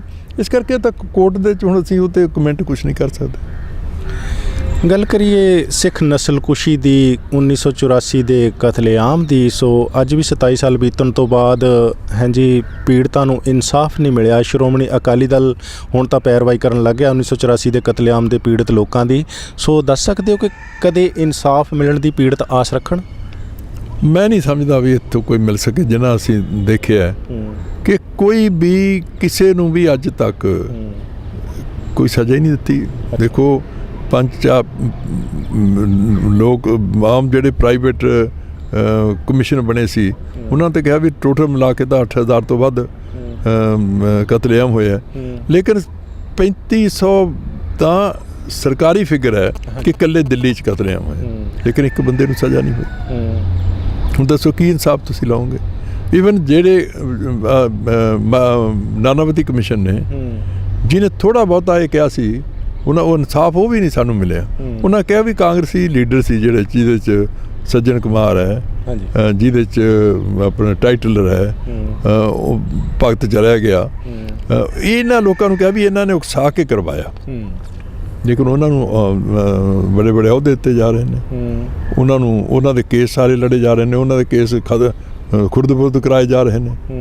ਤੇ ਮੈਂ ਧੰਨਵਾਦੀ ਹਾਂ ਵੈਸੇ ਸਦਾ ਫੂਲਕਾ ਜਿਹੜੇ ਲੜ ਰਹੇ ਨੇ, ਉਹਨਾਂ ਨੇ ਆਪਣੇ ਤੌਰ ਤੇ ਬਹੁਤ ਵੱਡੀ ਮਿਹਨਤ ਕੀਤੀ ਹੈ, ਸੇਵਾ ਕੀਤੀ ਹੈ ਉਹਨੇ ਤੇ ਉਹਨਾਂ ਦੇ ਸਾਥੀਆਂ ਨੇ, ਕਿ ਉਹਨੂੰ ਅਜੇ ਜੀਵਤ ਰੱਖਿਆ ਹੋਇਆ ਕੋਰਟਾਂ 'ਚ ਕੇਸਾਂ ਨੂੰ। ਪਰ ਇੰਨੇ ਸਾਲ ਹੋ ਗਏ, 84 ਕਿੱਥੇ 84 ਕਿਤੇ 2012 ਚੜ੍ਹਨ ਵਾਲਾ ਤੇ ਅਜੇ ਤੱਕ ਕਿਸੇ ਨੂੰ ਕੋਈ ਸਜ਼ਾ ਨਹੀਂ ਹੋਈ। ਅੱਛਾ, ਸ਼੍ਰੋਮਣੀ ਅਕਾਲੀ ਦਲ ਇੱਕ ਸਮੇਂ 'ਤੇ ਤਾਂ ਇਹ ਕਹਿਣ ਲੱਗ ਗਿਆ ਸੀ ਕਿ ਭੁੱਲ ਜਾਣਾ ਚਾਹੀਦਾ ਹੈ, ਹਾਂਜੀ। ਦੂਸਰਾ ਫਿਰ ਵੱਡੀ ਆਲੋਚਨਾ ਹੋਣ ਤੋਂ ਬਾਅਦ ਪੈਂਤੜਾ ਬਦਲਿਆ ਗਿਆ। ਹੁਣ ਪਾਰਲੀਮੈਂਟ ਦੇ ਵਿੱਚ ਇਸ ਨੂੰ ਜੀਵਤ ਰੱਖਿਆ ਜਾ ਰਿਹਾ। ਬੀਬੀ ਹਰਸਿਮਰਤ ਕੌਰ ਬਾਦਲ ਜੀ ਬੋਲਦੇ ਲੋਕ ਸਭਾ ਦੇ ਵਿੱਚ, ਸੋ ਰਾਜ ਸਭਾ ਦੇ ਵਿੱਚ ਵੀ ਗੂੰਜ ਕਈ ਵਾਰੀ ਸੁਣਨ ਨੂੰ ਮਿਲਦੀ ਹੈ। ਸੋ ਇੱਕ ਤਰੀਕੇ ਨਾਲ ਲੋਕ ਸਮਝਦੇ ਕਿ ਰਾਜਨੀਤੀ ਹੋ ਰਹੀ ਹੈ ਇਸ ਮੁੱਦੇ 'ਤੇ। ਨਹੀਂ, ਅਸੀਂ ਨਹੀਂ ਇਹ ਕਦੇ ਸ਼੍ਰੋਮਣੀ ਅਕਾਲੀ ਦਲ ਨੇ ਕਿਹਾ ਵੀ ਭੁੱਲਣਾ ਚਾਹੀਦਾ। ਇਹ ਦਿੱਲੀ ਅਕਾਲੀ ਦਲ ਜੋ ਸਰਨਾ ਦਾ ਅਕਾਲੀ ਦਲ ਹੈ, ਜਿਹਨੂੰ ਅਸੀਂ ਆਮ ਤੌਰ 'ਤੇ ਕਹਿੰਦੇ ਵੀ ਕਾਂਗਰਸ ਦੇ ਉਹਨੇ, ਉਹਨਾਂ ਨੇ ਜ਼ਰੂਰ ਕਿਹਾ ਇੱਕ ਵਾਰੀ ਕਿ ਭੁੱਲ ਜਾਣਾ ਚਾਹੀਦਾ। ਵਰਕੇ ਅਸੀਂ ਤਾਂ ਉਹਦੇ ਖਿਲਾਫ ਬਿਆਨ ਦਿੱਤਾ ਸੀ ਕਿ ਇਹ ਤਾਂ ਅਜੇ ਮੁਗਲਾਂ ਦਾ ਨਹੀਂ ਭੁੱਲੇ ਸਿੱਖ, ਇਹ ਤਾਂ 84 ਦੀਆਂ ਗੱਲਾਂ ਹੈ, ਕਿੰਨੇ ਸਾਲ ਹੋ ਗਏ, ਸੈਂਕੜੇ ਸਾਲ, ਉਹਨਾਂ ਨੂੰ ਨਹੀਂ ਭੁੱਲ ਸਕੇ ਕਿ ਐਡਾ ਵੱਡਾ ਸਾਕਾ ਕਿਵੇਂ ਭੁੱਲ ਜਾਣਗੇ। ਅੱਛਾ, ਤੁਸੀਂ ਇੱਕ ਮੰਝੇ ਹੋਏ ਪਾਰਲੀਮੈਂਟੇਰੀਅਨ ਹੋ, ਦੱਸ ਸਕਦੇ ਹੋ ਕਿ ਪਾਰਲੀਮੈਂਟ ਦੇ ਵਿੱਚ ਜਦੋਂ ਤੁਸੀਂ ਸਵਾਲ ਉਠਾਉਂਦੇ ਹੋ ਤੇ ਮੁੱਦੇ ਦੇ ਹੱਲ ਲਈ ਕਿੰਨਾ ਕੁ ਅਸਰ ਉਸ ਸਵਾਲ ਉਠਾਏ ਹੋਏ ਦਾ ਪੈਂਦਾ ਹੈ? ਸੋ ਸਵਾਲ ਕੀਤਾ, ਜਵਾਬ ਮਿਲਿਆ, ਉੱਥੇ ਗੱਲ ਖਤਮ ਹੋ ਗਈ ਕਿ ਜਾਂ ਮੁੱਦਾ ਹੱਲ ਹੋਣ ਤੱਕ ਕੁਛ ਹੁੰਦਾ? ਦੇਖੋ, ਬਹੁਤ ਘੱਟ ਕੇਸਾਂ 'ਚ ਮੁੱਦੇ ਹੱਲ ਹੁੰਦੇ ਨੇ। ਹੁਣ ਜਿਵੇਂ ਰੂਟੀਨ ਹੋ ਗਿਆ, ਕੁਐਸਚਨ ਜਵਾਬ ਦੇਤਾ, ਉਸ ਤੋਂ ਬਾਅਦ ਫਿਰ ਕੋਈ ਨਹੀਂ ਪੁੱਛਦਾ। ਇਸ ਕਰਕੇ ਖਾਸ ਕਰਕੇ ਤਾਂ ਹੀ ਤਾਂ ਇਹ ਬੜੀ ਮੁਸ਼ਕਿਲ ਹੈ ਕਿ ਮਿਨੋਰਟੀਜ਼ ਜਾਂ ਛੋਟੇ ਜਿਹੜੇ ਸਟੇਟਾਂ ਨੇ ਉਹਨਾਂ ਦੀ ਕੋਈ ਗੱਲ ਨਹੀਂ ਸੁਣੀ ਜਾਈ, ਕਿਉਂਕਿ ਉਹਨਾਂ ਦੇ MP ਬੜੇ ਘੱਟ ਹੁੰਦੇ ਨੇ। ਹੁਣ ਪੰਜਾਬ ਦੇ ਸਾਰੇ 13 ਨੇ ਲੋਕ ਸਭਾ 'ਚ, ਕਿਤੇ 80 85 ਨੇ, ਤੇ ਕੁਦਰਤੀ ਉਹਨਾਂ ਦੀ ਗੱਲ ਸੁਣੀ ਜਾਂਦੀ ਹੈ ਜਿਹਦੇ ਕਿ ਹੈਗੀ ਹੈ। ਸਾਡੀ ਛੋਟੀਆਂ ਸਟੇਟਾਂ ਬਾਕੀ ਵੀ ਨੇ ਜਿਹੜੀਆਂ, ਉਹਨਾਂ ਦੀ ਕੋਈ ਇਸ ਤਰ੍ਹਾਂ ਦੀ ਗੱਲ ਸੁਣੀ ਬਹੁਤੀ ਜਾਂਦੀ ਨਹੀਂ, ਮੈਂ ਜੋ ਮੇਰਾ ਤਜਰਬਾ ਹੈ। ਅੱਛਾ, ਫਿਰ ਇਸ ਪਾਰਲੀਮੈਂਟ ਦੀ ਸੰਸਥਾ ਦੀ ਭਰੋਸੇਯੋਗਤਾ, ਜੇ ਮਸਲੇ ਉਠਾਇਆਂ ਦਾ ਕੋਈ ਮੰਤਵ ਹੀ ਨਹੀਂ ਹੈ ਤੇ ਫਿਰ ਭਰੋਸੇਯੋਗਤਾ ਕੀ ਰਹੇਗੀ? ਕੀ ਭਰੋਸੇਯੋਗਤਾ ਰਹੇਗੀ? ਮੈਂ ਤਾਂ ਕਹਿਣਾ ਹੁੰਦਾ ਕਿ ਜਿਹੜਾ ਡੈਮੋਕ੍ਰੈਟਿਕ ਸਿਸਟਮ ਤੁਹਾਡਾ ਫੇਲ ਹੋ ਜਾਏਗਾ। ਕਿ CBI ਹੈ ਜਿਸ ਤੇ ਲੋਕਾਂ ਨੂੰ ਇਤਬਾਰ ਸੀ ਕਿ ਸ਼ਾਇਦ ਇਨਸਾਫ ਦੇ ਦੇ, ਉਹਨੂੰ ਸਰਕਾਰ ਆਪਣੇ ਹੱਕ ਵਿੱਚ ਵਰਤ ਰਹੀ ਹੈ, ਆਪੋਜੀਸ਼ਨ ਨੂੰ ਦਬਾਉਣ ਲਈ ਵਰਤ ਰਹੀ ਹੈ। ਤੇ ਇਸੇ ਤਰ੍ਹਾਂ ਬਾਕੀ ਨੇ ਜਿਹੜੀਆਂ, ਉੱਥੇ ਮੈਂ ਇੱਕੋ ਸੁਝਾਅ ਦਿੱਤਾ ਸੀ ਸਾਡੀ ਪਾਰਟੀ ਵੱਲੋਂ ਕਿ ਜਿਹੜੀਆਂ ਇਹ ਪੋਸਟਾਂ ਨੇ, ਜਿਵੇਂ ਇਲੈਕਸ਼ਨ ਕਮਿਸ਼ਨ ਹੈ, CBC ਹੈ, ਜਾਂ ਹੁਣ ਲੋਕਪਾਲ ਬਣ ਰਿਹਾ ਹੈ, ਹਾਂਜੀ, ਜਾਂ CBI ਹੈ, ਜਿਹੜੇ ਇਹਨਾਂ ਦੇ ਹੈੱਡ ਬਣਦੇ ਆ, ਇੱਕ ਤਾਂ ਉਹਨਾਂ ਦੀ ਜਿਹੜੀ ਚੁਣਨਾ ਹੈੱਡ ਹੈ, ਉਹਦਾ ਪ੍ਰਧਾਨ ਮੰਤਰੀ, ਲੀਡਰ ਆਫ ਦੀ ਆਪੋਜੀਸ਼ਨ ਲੋਕ ਸਭਾ, ਔਰ ਉਹਦੇ 'ਚ ਲੋਕਪਾਲ, ਇਹ ਤਿੰਨੇ ਬੈਠ ਕੇ CBI ਡਾਇਰੈਕਟਰ ਬਣਾਉਣ, ਠੀਕ ਹੈ ਜੀ, ਚੁਣਨ। ਔਰ ਉਦੋਂ ਬਾਅਦ ਇਹਨਾਂ ਚਾਰੇ ਪੰਜੇ ਜਿਹੜੇ ਇੰਸਟੀਟਿਊਸ਼ਨ ਨੇ, ਇਹਨਾਂ ਦੇ ਜਦੋਂ ਹੈੱਡ ਰਿਟਾਇਰ ਹੋਣ ਤੇ ਉਹਨਾਂ ਨੂੰ ਕੋਈ ਪੋਸਟ ਨਾ ਦਿੱਤੀ ਜਾਵੇ। ਕਰਪਸ਼ਨ ਤਾਂ ਇਹ ਵੀ ਹੈ ਕਿ ਉਹਨੂੰ ਕਹਿੰਦੇ ਤੂੰ ਆ ਫੈਸਲੇ ਕਰ ਦੇ, ਤੈਨੂੰ ਗਵਰਨਰ ਬਣਾ ਦੇਂਗੇ। ਕੋਈ ਤੇ ਕਿੰਨੇ ਤੁਸੀਂ ਦੇਖਿਆ ਹੋਣਾ, ਕੋਈ ਗਵਰਨਰ ਲੱਗਿਆ, ਕੋਈ ਇੰਵੈਸਟਰ ਬਣ ਗਿਆ, ਕਿਸੇ ਨੂੰ ਪਬਲਿਕ ਸਰਵਿਸ ਕਮਿਸ਼ਨ 'ਚ ਲੈ ਗਏ, ਕਿਸੇ ਨੂੰ ਕਿਸੇ ਲੈ ਗਏ, ਤੇ ਉਹ ਵੀ ਕਰਪਸ਼ਨ ਹੀ ਇੱਕ ਕਿਸਮ ਦੀ। ਠੀਕ ਹੈ ਜੀ। ਤੇ ਉਹਨਾਂ ਗੱਲਾਂ ਨੂੰ ਜਿੰਨਾ ਚਿਰ ਅਸੀਂ ਨਹੀਂ ਲਿਆਉਂਦੇ ਤੇ ਡੈਮੋਕ੍ਰੇਸੀ ਫੇਲ ਹੋ ਜਾਏਗੀ। ਤੁਸੀਂ ਕਿਹਾ ਕਿ ਪੰਜਾਬ ਦੀਆਂ ਚੋਣਾਂ ਦੇ ਵਿੱਚ ਸ਼੍ਰੋਮਣੀ ਅਕਾਲੀ ਦਲ ਮੁੜ ਸੱਤਾ ਦੇ ਵਿੱਚ ਆਏਗਾ, ਲੇਕਿਨ ਕਿ PPP people's party of Punjab ਆ ਚੁੱਕੀ ਹੈ, ਉਹਨਾਂ ਦਾ ਵੀ ਗੱਠਜੋੜ ਹੋ ਗਿਆ ਹੋਰ ਪਾਰਟੀਆਂ ਦੇ ਨਾਲ। ਸੋ ਤੁਹਾਨੂੰ ਲੱਗਦਾ ਨਹੀਂ ਕਿ ਇਸ ਦਾ ਕੋਈ ਅਸਰ ਪਏਗਾ? ਬੜੀ ਤੁਸੀਂ ਪੁਰਾਣਾ ਤਜਰਬਾ ਦੇਖਿਆ ਹੋਣਾ, ਬੜੇ ਪਾਰਟੀਆਂ ਨੂੰ ਛੱਡ ਕੇ ਗਏ ਨੇ ਲੋਕ। ਲੇਕਿਨ ਕਦੇ ਕਿਸੇ ਦੀ ਕੋਈ ਦਾਲ ਨਹੀਂ ਗਲੀ। ਅੱਛਾ। ਤੇ ਇਹੀ ਹਾਲ ਮਨਪ੍ਰੀਤ ਦਾ ਪੀਪੀ ਦਾ ਹੋਏਗਾ। ਸ਼੍ਰੋਮਣੀ ਅਕਾਲੀ ਦਲ ਨੂੰ ਜਿਹਨੇ ਵੀ ਛੱਡ ਕੇ ਗਏ ਨੇ ਤੇ ਉਹਦਾ ਕਦੇ ਕਿਸੇ ਕੁਝ ਨਹੀਂ ਬਣਿਆ। ਤੁਸੀਂ ਆਪ ਦੇਖੋਗੇ ਵੀ ਇਲੈਕਸ਼ਨ 'ਚ ਇਹਨਾਂ ਦੀ ਕੋਈ ਇਹਨਾਂ ਦਾ ਜਿੱਤਣਾ ਨਹੀਂ, ਉਸ ਤੋਂ ਬਾਅਦ ਇਹਨਾਂ ਦੀ ਪਾਰਟੀ ਹੌਲੀ ਹੌਲੀ ਖੇਰੂ ਹੋ ਜਾਏਗੀ। ਸਰਦਾਰ ਸੁਰਜੀਤ ਸਿੰਘ ਬਰਨਾਲਾ ਇਹ ਸ਼੍ਰੋਮਣੀ ਅਕਾਲੀ ਦਲ ਲੌਂਗੋਵਾਲ ਧੜਾ ਚਲਾ ਰਹੇ ਹਨ ਤੇ ਇਹਨਾਂ ਦਾ ਗੱਠਜੋੜ PPP ਦੇ ਨਾਲ ਹੋਇਆ ਤੇ ਸਰਦਾਰ ਬਰਨਾਲਾ ਕਹਿੰਦੇ ਆ ਜੀ ਕਿ ਭਾਰਤ ਦੇ ਪਹਿਲੇ ਸਿੱਖ ਪ੍ਰਧਾਨ ਮੰਤਰੀ ਉਹਨਾਂ ਨੇ ਬਣਨਾ ਸੀ ਜੇ ਸ਼੍ਰੋਮਣੀ ਅਕਾਲੀ ਦਲ ਵੱਲੋਂ ਸਰਦਾਰ ਪ੍ਰਕਾਸ਼ ਸਿੰਘ ਬਾਦਲ ਉਹਨਾਂ ਨਾਲ ਧੋਖਾ ਨਾ ਕਰਦੇ। ਤੁਸੀਂ ਸਰਦਾਰ ਪ੍ਰਕਾਸ਼ ਸਿੰਘ ਬਾਦਲ ਹੋਣਾ ਦੇ ਨੇੜਲੇ ਸਾਥੀ ਹੋ, ਸੋ ਕੀ ਕਹਿਣਾ ਚਾਹੁੰਦੇ ਹੋ ਉਹਦੇ ਬਾਰੇ? ਟੋਟਲ ਝੂਠ ਦਾ ਪਲੰਦਾ ਕਿਉਂਕਿ ਸਰਦਾਰ ਬਾਦਲ ਨੇ, ਅਸੀਂ ਸਾਰਿਆਂ ਨੇ ਗੱਲ ਕਿਹਾ ਕਿ ਬਰਨਾਲਾ ਸਾਹਿਬ ਜੀ ਨੇ ਇੰਨਾ ਕੁਛ ਮਾਣਿਆ ਸ਼੍ਰੋਮਣੀ ਅਕਾਲੀ ਦਲ ਨੇ। ਉਹ ਸਟੇਟ 'ਚ ਮਿਨਿਸਟਰ ਰਹੇ, ਕਿੰਨੀ ਵਾਰੀ MLA ਰਹੇ, ਚੀਫ ਮਿਨਿਸਟਰ ਰਹੇ, ਸੈਂਟਰ 'ਚ 2-3 ਵਾਰੀ ਮਿਨਿਸਟਰ ਰਹੇ, 2 ਵਾਰੀ ਗਵਰਨਰ ਰਹੇ। ਉਹ ਸਾਰਾ ਕੁਝ ਦਿੱਤਾ ਸ਼੍ਰੋਮਣੀ ਅਕਾਲੀ ਦਲ ਨੇ। ਤੇ ਅੱਜ ਉਹ ਜੇ ਸ਼੍ਰੋਮਣੀ ਅਕਾਲੀ ਦਲ ਨੂੰ ਛੱਡ ਕੇ ਵੱਖਰੇ ਹੋ ਕੇ ਕਾਂਗਰਸ, ਪਹਿਲਾਂ ਕਾਂਗਰਸ ਦੀ ਮਦਦ ਕੀਤੀ, ਹੁਣ PP ਚਲੇ ਗਏ, ਸਾਨੂੰ ਤਾਂ ਹੁਣ ਪਤਾ ਲੱਗਿਆ ਫਿਰ ਕਾਂਗਰਸ ਜਾ ਰਹੇ ਨੇ। ਤੇ ਜੇ ਸਾਰੀਆਂ ਦੀਆਂ ਤਾਕਤਾਂ ਲੈ ਕੇ ਜੋ ਉਹਨਾਂ ਨੂੰ ਦਿੱਤੀ ਸ਼੍ਰੋਮਣੀ ਅਕਾਲੀ ਦਲ ਨੇ, ਹੋਰ ਕਿਸੇ ਨੂੰ ਕਿੰਨੀ ਕੁ ਮਿਲਿਆ ਜੀ? ਤੇ ਲੇਕਿਨ ਉਹ ਆ ਕੇ ਪਿੱਠ 'ਚ ਛੁਰਾ ਮਾਰਨ ਤੇ ਉਹਨੂੰ ਗੱਲ ਸੱਚ ਦੀ ਸੱਚ ਬਾਦਲ ਕਹੇ ਤੇ ਉਹਨੂੰ ਕਹਿਣ ਵੀ ਇਹਨੂੰ ਪ੍ਰਾਈਮ ਮਿਨਿਸਟਰ ਨਹੀਂ ਬਣਤਾ। ਸਾਨੂੰ ਕੀ ਬਾਲ ਸਾਹਿਬ ਨੂੰ ਕੀ ਇਤਰਾਜ਼ ਹੋ ਸਕਦਾ ਉਹਦਾ ਬਣਨ ਤੇ? ਉਹ ਇੱਕ ਝੂਠ ਬੋਲਣ ਦਾ ਇੱਕ ਠੇਕਾ ਲੈ ਲਿਆ ਉਹਨਾਂ ਨੇ ਕਿ ਬਾਦਲ ਸਾਹਿਬ ਨੇ ਮੈਨੂੰ ਪ੍ਰਾਈਮ ਮਿਨਿਸਟਰ ਨਹੀਂ ਬਣਤਾ। ਕਿਉਂ? ਬਾਲ ਸਾਹਿਬ ਕਿਵੇਂ ਰੋਕ ਸਕਦੇ ਪ੍ਰਾਈਮ ਮਿਨਿਸਟਰ ਬਣਨਾ? ਦੱਸੋ। ਅੱਛਾ, ਇਹ ਦੱਸੋ ਕਿ ਅਕਸਰ ਕਿਹਾ ਜਾਂਦਾ ਕਿ ਸਰਦਾਰ ਬਾਦਲ ਨਾਲ ਜਿਹਦੀ ਦਾਲ ਨਹੀਂ ਗਲਦੀ ਉਹ ਬਿਲਕੁਲ ਉਸ ਬੰਦੇ ਦੀ ਉਸ ਫੱਟੀ ਪੋਚ ਦਿੰਦੇ ਨੇ, ਇਹਦੇ ਬਾਰੇ ਕੀ ਵਿਚਾਰ ਹੈ? ਦੇਖੋ, ਮੈਂ ਇਹ ਨਾ ਕਹੋ ਕਿ ਮੈਂ ਬਾਲ ਸਾਹਿਬ ਦਾ ਕਿਉਂਕਿ ਬਹੁਤ ਪੁਰਾਣਾ ਸਾਥੀ ਹਾਂ ਤਾਂ ਕਹਿ ਰਿਹਾ। ਤੁਸੀਂ ਉਹਨਾਂ ਦੀ ਪੁਰਾਣੀ ਹਿਸਟਰੀ ਦੇਖ ਲਓ, ਜਿੰਨਾ ਸ਼ਰੀਫ ਤੇ ਨਰਮ ਤੇ ਡਾਊਨ ਟੂ ਅਰਥ ਲੀਡਰ ਸਰਦਾਰ ਬਾਦਲ ਚੌਥੀ ਵਾਰੀ ਮੁੱਖ ਮੰਤਰੀ ਬਣੇ ਤੇ ਲੇਕਿਨ ਉਹਨਾਂ 'ਚ ਕਦੇ ਕੋਈ ਹੰਕਾਰ, ਕਦੇ ਕੋਈ ਉਹਦੇ 'ਚ ਹਉਮੈ, ਕਿਸੇ ਕਿਸਮ ਦਾ ਉਹਨਾਂ ਦਾ ਉੱਚਾ ਬੋਲਣਾ ਉਹਨਾਂ ਦੇ ਸੁਭਾਅ ਦਾ ਹੈ ਹੀ ਨਹੀਂ ਹੈ। ਔਰ ਇਸ ਕਰਕੇ ਜੇ ਹੁਣ ਕੋਈ ਛੱਡ ਕੇ ਚਲਿਆ ਜਾਵੇ ਤੇ ਇਹ ਕਹਿ ਦੇਣਾ ਵੀ ਬਾਦਲ ਸਾਹਿਬ ਨੇ ਉਹਨੂੰ ਵਾਰਤਾ, ਇਹ ਐਵੇਂ ਕਿਆਸ ਰਾਈਆਂ ਜਾਂ ਇਹ ਕਹਿ ਲਓ ਜਾਂ ਮੁਖਾਲਫਾਂ ਦਾ ਪ੍ਰਾਪੇਗੰਡਾ ਕਹਿ ਲਓ। ਲੇਕਿਨ ਬਾਦਲ ਸਾਹਿਬ ਨੇ ਤਾਂ ਹਮੇਸ਼ਾ ਜਿਹੜੇ ਵੀ ਗਏ ਉਹਨਾਂ ਨੂੰ ਮੁੜ ਕੇ ਕਹਿ ਵੀ ਆਓ ਸਾਡੇ ਨਾਲ, ਤੁਹਾਨੂੰ ਛਾਤੀ ਨਾਲ ਲਾਉਣੇ, ਔਰ ਲਾਏ ਨੇ ਸਾਰੇ। ਜਿਹੜੇ ਆਉਣਾ ਚਾਹੁੰਦੇ ਸੀ ਉਹਨਾਂ ਨੂੰ ਸਾਰਿਆਂ ਨੂੰ ਨਾਲ ਲਿਆ ਉਹਨਾਂ ਨੇ। ਤੁਸੀਂ ਕਦੇ ਉਹਨਾਂ ਦਾ ਸਾਥ ਨਹੀਂ ਛੱਡਿਆ ਤੇ ਇਹ ਕਿਹਾ ਜਾਂਦਾ ਜੀ ਕਿ ਉਹਨਾਂ ਨੇ ਨਾ ਆਪਣੇ ਸਮੁੱਚੇ ਪਰਿਵਾਰ ਦਾ ਕਬਜ਼ਾ ਸ਼੍ਰੋਮਣੀ ਅਕਾਲੀ ਦਲ 'ਤੇ ਕਰ ਦਿੱਤਾ ਤੇ ਸਰਕਾਰ ਦੀਆਂ ਸਾਰੀਆਂ ਪ੍ਰਮੁੱਖ ਪੋਜੀਸ਼ਨਾਂ ਆਪਣੇ ਪਰਿਵਾਰ ਨੂੰ ਦਿੱਤੀਆਂ। ਦੇਖੋ, ਗੱਲ ਇਹ ਹੈ, ਪਰਿਵਾਰਵਾਦ ਦਾ ਬੜਾ ਰੌਲਾ ਸਾਰੇ ਦੇਸ਼ 'ਚ ਪਿਆ ਹੋਇਆ। ਹਾਂਜੀ, ਮੈਨੂੰ ਕੱਲ੍ਹ ਵੀ ਕੋਈ ਜਰਨਲਿਸਟ ਪੁੱਛਦਾ ਸੀ ਕਿ ਪਰਿਵਾਰਵਾਦ ਦੇ, ਮੈਂ ਕਿਹਾ ਇਹ ਨਹੀਂ ਹੈ। ਦੇਖੋ, ਦੁਨੀਆ 'ਚ ਕੋਈ ਵੀ, ਮੈਂ ਕਿਹਾ ਵਕੀਲ ਜਿੰਨੇ ਨੇ ਉਹਨਾਂ ਦੇ ਬੱਚੇ ਵਕੀਲ ਨਹੀਂ ਬਣਦੇ, ਹੋਰ ਪਾਸੇ ਨਹੀਂ ਜਾਂਦੇ। ਮੈਜੋਰਟੀ ਤੁਸੀਂ ਦੇਖੋਗੇ। ਇਸੇ ਤਰ੍ਹਾਂ ਫੌਜੀ ਅਫਸਰ ਨੇ, ਉਹਨਾਂ ਦੇ ਬੱਚੇ ਆਮ ਤੌਰ 'ਤੇ ਫੌਜੀ ਬਣਨਗੇ। ਡਾਕਟਰਸ ਨੇ, ਉਹਨਾਂ ਦਾ ਸਾਰਾ ਪਰਿਵਾਰ ਡਾਕਟਰ ਬਣੇਗਾ। ਪੋਲੀਟੀਕਲ ਬੰਦਿਆਂ ਦੇ, ਕਿਉਂਕਿ ਉਹਨਾਂ ਨੇ ਉਸੇ ਮਾਹੌਲ 'ਚ ਪਲੇ ਹੁੰਦੇ ਨੇ, ਉਸੇ ਮਾਹੌਲ 'ਚ ਵਿਚਰੇ ਹੁੰਦੇ ਨੇ, ਉਹ ਕੁਦਰਤੀ ਉਹਨਾਂ ਦੇ ਅੰਦਰ ਵੀ ਹੁੰਦੀ ਹੈ ਕਿ ਉੱਧਰ ਆਵੇ। ਤੇ ਅਗਰ ਇੱਕ ਵਾਰੀ ਤਾਂ ਉਹਨਾਂ ਨੂੰ ਮਿਲ ਸਕਦਾ ਹੈ ਸਪੋਰਟ, ਕਿਉਂਕਿ ਉਹਦਾ ਬਾਪ ਹੈ ਜਾਂ ਉਹਦਾ ਕੋਈ ਰਿਸ਼ਤੇਦਾਰ ਹੈ, ਉਹਨੂੰ ਸਪੋਰਟ ਇੱਕ ਵਾਰੀ ਤਾਂ ਦੇ ਸਕਦਾ। ਅੱਗੇ ਤਾਂ ਉਹਦੀ ਕਾਬਲੀਅਤ ਹੈ ਕਿ ਉਹਨੂੰ ਸੰਭਾਲ ਸਕਦਾ ਕਿ ਨਹੀਂ ਸੰਭਾਲ ਸਕਦਾ। ਇਸ ਕਰਕੇ ਇਹ ਕਹਿਣਾ ਕਿ ਉਹਨਾਂ ਨੇ ਸਾਰੇ ਪਰਿਵਾਰ ਨੇ ਤੁਹਾਡਾ ਮੁਕਟ ਜਿੱਤੇ ਹੋਏ ਨੇ ਸਾਰੇ, ਕੋਈ ਇਹ ਤਾਂ ਹੈ ਨਹੀਂ ਕਿ ਆਪਣੇ ਆਪ ਬਣ ਗਏ, ਸਾਰੇ ਇਲੈਕਸ਼ਨ ਜਿੱਤੇ। ਅੱਛਾ, ਇਹ ਅਕਸਰ ਕਿਹਾ ਜਾਂਦਾ ਕਿ ਰਾਜਨੀਤੀ ਦੇ ਵਿੱਚ ਪੈਸੇ ਦਾ ਜਾਂ ਖਾਸ ਤੌਰ 'ਤੇ ਗੁੰਡਾ ਅਨਸਰ ਦਾ ਬੜਾ ਬੋਲਬਾਲਾ ਹੋ ਗਿਆ, ਜਿਸ ਕਰਕੇ ਬੁੱਧੀਜੀਵੀ ਵਰਗ ਤਾਂ ਕਿਤੇ ਚੁੱਪ ਕਰਕੇ ਹੀ ਬੈਠ ਗਿਆ ਇਸ ਬਦਮਾਸ਼ੀ ਤੋਂ ਡਰਦਿਆਂ। ਨਹੀਂ, ਪੰਜਾਬ 'ਚ ਇਸ ਤਰ੍ਹਾਂ ਦਾ ਬਹੁਤਾ ਰੁਝਾਨ ਨਹੀਂ ਹੈ। ਅੱਛਾ ਜੀ। ਬਾਕੀ ਸੂਬਿਆਂ ਜਿਵੇਂ UP ਹੈ, ਬਿਹਾਰ ਹੈ, ਇਹਨਾਂ 'ਚ ਤੁਸੀਂ ਕਹਿ ਸਕਦੇ ਹੋ। ਪੰਜਾਬ 'ਚ ਕੋਈ ਬਹੁਤਾ ਗੁੰਡੇ ਵਾਲੀ ਗੱਲ ਨਹੀਂ ਹੈ। ਪੈਸੇ ਵਾਲੀ ਜ਼ਰੂਰ ਹੈ, ਪੈਸੇ ਵਾਲੇ ਲੋਕ ਆ ਰਹੇ ਨੇ, ਉਹ ਤਾਂ ਸਾਰੇ ਦੇਸ਼ 'ਚ ਹੀ ਹੈ। ਲੇਕਿਨ ਕੋਈ ਗੁੰਡੇ ਵਾਲੀ ਗੱਲ ਕਿ ਧੱਕੇ ਨਾਲ ਗੁੰਡੇਗਰਦੀ ਨਾਲ ਆ ਕੇ ਆਇਆ ਕੋਈ, ਜਾਂ ਕੋਈ ਧੱਕਾ ਨਾਲ ਜਿੱਤ ਪ੍ਰਾਪਤ ਕੀਤੀ ਹੈ, ਪੰਜਾਬ 'ਚ ਕੋਈ ਐਸੀ ਸ਼ਿਕਾਇਤ ਨਹੀਂ। ਤੁਸੀਂ ਇੱਕ ਤਰੀਕੇ ਨਾਲ ਪੰਜਾਬ ਦੀ ਰਾਜਨੀਤੀ ਦੇ ਗੋਡਫਾਦਰ ਹੀ ਕਹੇ ਜਾ ਸਕਦੇ ਹੋ। ਦਹਾਕਿਆਂ ਤੋਂ ਰਾਜਨੀਤੀ ਦੇ ਵਿੱਚ ਤੁਸੀਂ ਹਾਂਜੀ ਟਿਕੇ ਹੋਏ ਹੋ। ਕੀ ਮਹਿਸੂਸ ਕੀਤਾ ਕਿ ਇਹਨਾਂ ਉੱਚ ਪਦਵੀਆਂ 'ਤੇ ਬੈਠਣ ਲਈ ਕੋਈ ਵਿਅਕਤੀ ਦੀ ਘੱਟੋ ਘੱਟ ਯੋਗਤਾ ਨਹੀਂ ਨਿਯਤ ਹੋਣੀ ਚਾਹੀਦੀ? ਨਹੀਂ, ਦੇਖੋ, ਡੈਮੋਕ੍ਰੇਸੀ ਹੈ ਨਾ ਜਿਹੜੀ, ਇਹਦੇ 'ਚ ਤੁਸੀਂ ਯੋਗਤਾ ਨਹੀਂ ਕਰ ਸਕਦੇ। ਯੋਗਤਾ ਇਸ ਕਰਕੇ ਨਹੀਂ ਕਰ ਸਕਦੇ ਕਿ ਇੱਕ ਬਹੁਤ ਅੱਛਾ ਪਿੰਡ 'ਚ ਸਰਪੰਚ ਆ, ਪੜ੍ਹਿਆ ਲਿਖਿਆ ਨਹੀਂ ਹੈ। ਤੇ ਇਹਦਾ ਮਤਲਬ ਹੈ ਜੇ ਪਿੰਡ ਵਾਲੇ ਉਹਨੂੰ ਚਾਹੁੰਦੇ ਨੇ ਕਿ ਜੀ ਇਹਨੂੰ ਸਰਪੰਚ ਅਸੀਂ ਇਹਨੂੰ ਬਣਾਉਣਾ ਹੈ, ਤੇ ਉਹਨੂੰ ਤੁਸੀਂ ਕਿਵੇਂ ਰੋਕ ਸਕਦੇ ਹੋ? ਉਹ ਤਾਂ ਵੋਟਾਂ ਹੋਣੀਆਂ ਨੇ, ਵੋਟਾਂ ਦੇ ਨਾਲ ਚੁਣਿਆ ਜਾਣਾ। ਇਸੇ ਤਰ੍ਹਾਂ ਚਾਹੇ MLA ਹੈ, ਚਾਹੇ MP ਹੈ, ਚਾਹੇ ਪ੍ਰਧਾਨ ਮੰਤਰੀ ਹੈ, ਚਾਹੇ ਮੁੱਖ ਮੰਤਰੀ ਹੈ ਚਾਹੇ ਮੰਤਰੀ ਹੈ ਜਾਂ ਕੋਈ ਉਹਦੀ ਯੋਗਤਾ ਤਾਂ ਇਹੀ ਹੈ ਨਾ ਕਿ ਉਹ ਲੋਕਾਂ 'ਚ ਕਿੰਨਾ ਕੁ ਲੋਕਾਂ ਤੋਂ ਪਾਵਰ ਲੈ ਸਕਦਾ, ਲੋਕ ਉਹਨੂੰ ਕਿੰਨਾ ਕੁ ਚਾਹੁੰਦੇ ਨੇ, ਉਹ ਤਾਂ ਹੀ ਹੈ ਨਾ। ਅੱਛਾ, ਪਰ ਇਹ ਤਕਨੀਕ ਦਾ ਕੰਪਿਊਟਰ ਦਾ ਯੁੱਗ ਹੈ। ਹਾਂਜੀ, ਇਸ ਤਕਨੀਕ ਨੂੰ ਸਮਝਣ ਵਾਲਾ ਵਿਅਕਤੀ ਜੇ ਉੱਚ ਪਦਵੀ ਤੇ ਮੌਜੂਦ ਹੋਏਗਾ ਤਾਂ ਜ਼ਿਆਦਾ ਬਿਹਤਰ ਕੰਮ ਕਰ ਸਕੇਗਾ। ਦੇਖੋ ਹੁਣ ਆਹਿਸਤਾ ਇਹ ਨਹੀਂ ਹੈ ਕਿ ਕੋਈ ਜਿਹੜੇ ਹੈ ਨਹੀਂ, ਹੁਣ ਸਾਨੂੰ ਸਾਰਿਆਂ ਨੂੰ ਆਈਪੈਡ ਦੇ ਦਿੱਤੇ ਐਮਪੀਆਂ ਨੂੰ ਕਿ ਸਾਡਾ ਜਿਹੜੇ ਪੇਪਰ ਵਰਕ ਹੈ ਉਹ ਘਟ ਜਾਏਗਾ, ਤੇ ਅਸੀਂ ਵੀ ਸਿੱਖ ਗਏ। ਸਾਨੂੰ ਤਾਂ ਪਹਿਲਾਂ ਆਉਂਦਾ ਹੀ ਨਹੀਂ ਸੀ ਵੀ ਕੰਪਿਊਟਰ ਕੀ ਹੁੰਦਾ ਕੀ ਨਹੀਂ। ਅਸੀਂ ਵੀ ਆਹਿਸਤਾ ਸਿੱਖ ਕੇ ਉਸ ਪਾਸੇ ਤੁਰ ਪੈਂਦਾ। ਠੀਕ ਹੈ, ਨਵੀਂ ਜਨਰੇਸ਼ਨ ਆ ਰਹੀ ਹੈ, ਇਹ ਨਹੀਂ ਹੈ ਕਿ ਨਵੀਂ ਜਨਰੇਸ਼ਨ ਕੰਪਿਊਟਰਾਈਜ਼ ਸਿਸਟਮ 'ਚੋਂ ਆ ਰਹੀ ਹੈ। ਨਵੇਂ ਤੁਸੀਂ MLA MP ਦੇਖੋਗੇ ਉਹ ਬਹੁਤ ਇਸ ਪਾਸੇ ਤੁਰੇ ਹੋਏ ਨੇ। ਉਹ ਯੁੱਗ ਆਟੋਮੈਟਿਕਲੀ ਚੇਂਜ ਹੁੰਦਾ ਜਾ ਰਿਹਾ ਹੈ।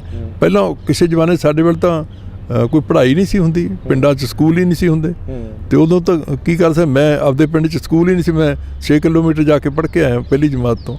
ਤੇ ਲੇਕਿਨ ਹੁਣ ਤਾਂ ਹਰ ਘਰ 'ਚ ਸਕੂਲ, ਘਰ ਦੇ ਨਾਲ ਸਕੂਲ ਬਣੇ ਪਏ ਨੇ, ਤੇ ਹੁਣ ਤਾਂ ਹਰੇਕ ਹੀ ਇਸ ਪਾਸੇ ਤੁਰਿਆ। ਹੁਣ ਤਾਂ ਸਾਰੇ ਸਕੂਲਾਂ ਵਿੱਚ ਕੰਪਿਊਟਰ ਲਾਤੇ, ਪ੍ਰਾਈਵੇਟ 'ਚ ਵੀ, ਸਰਕਾਰੀ ਸਕੂਲਾਂ 'ਚ ਵੀ ਕੰਪਿਊਟਰ ਆ ਗਏ।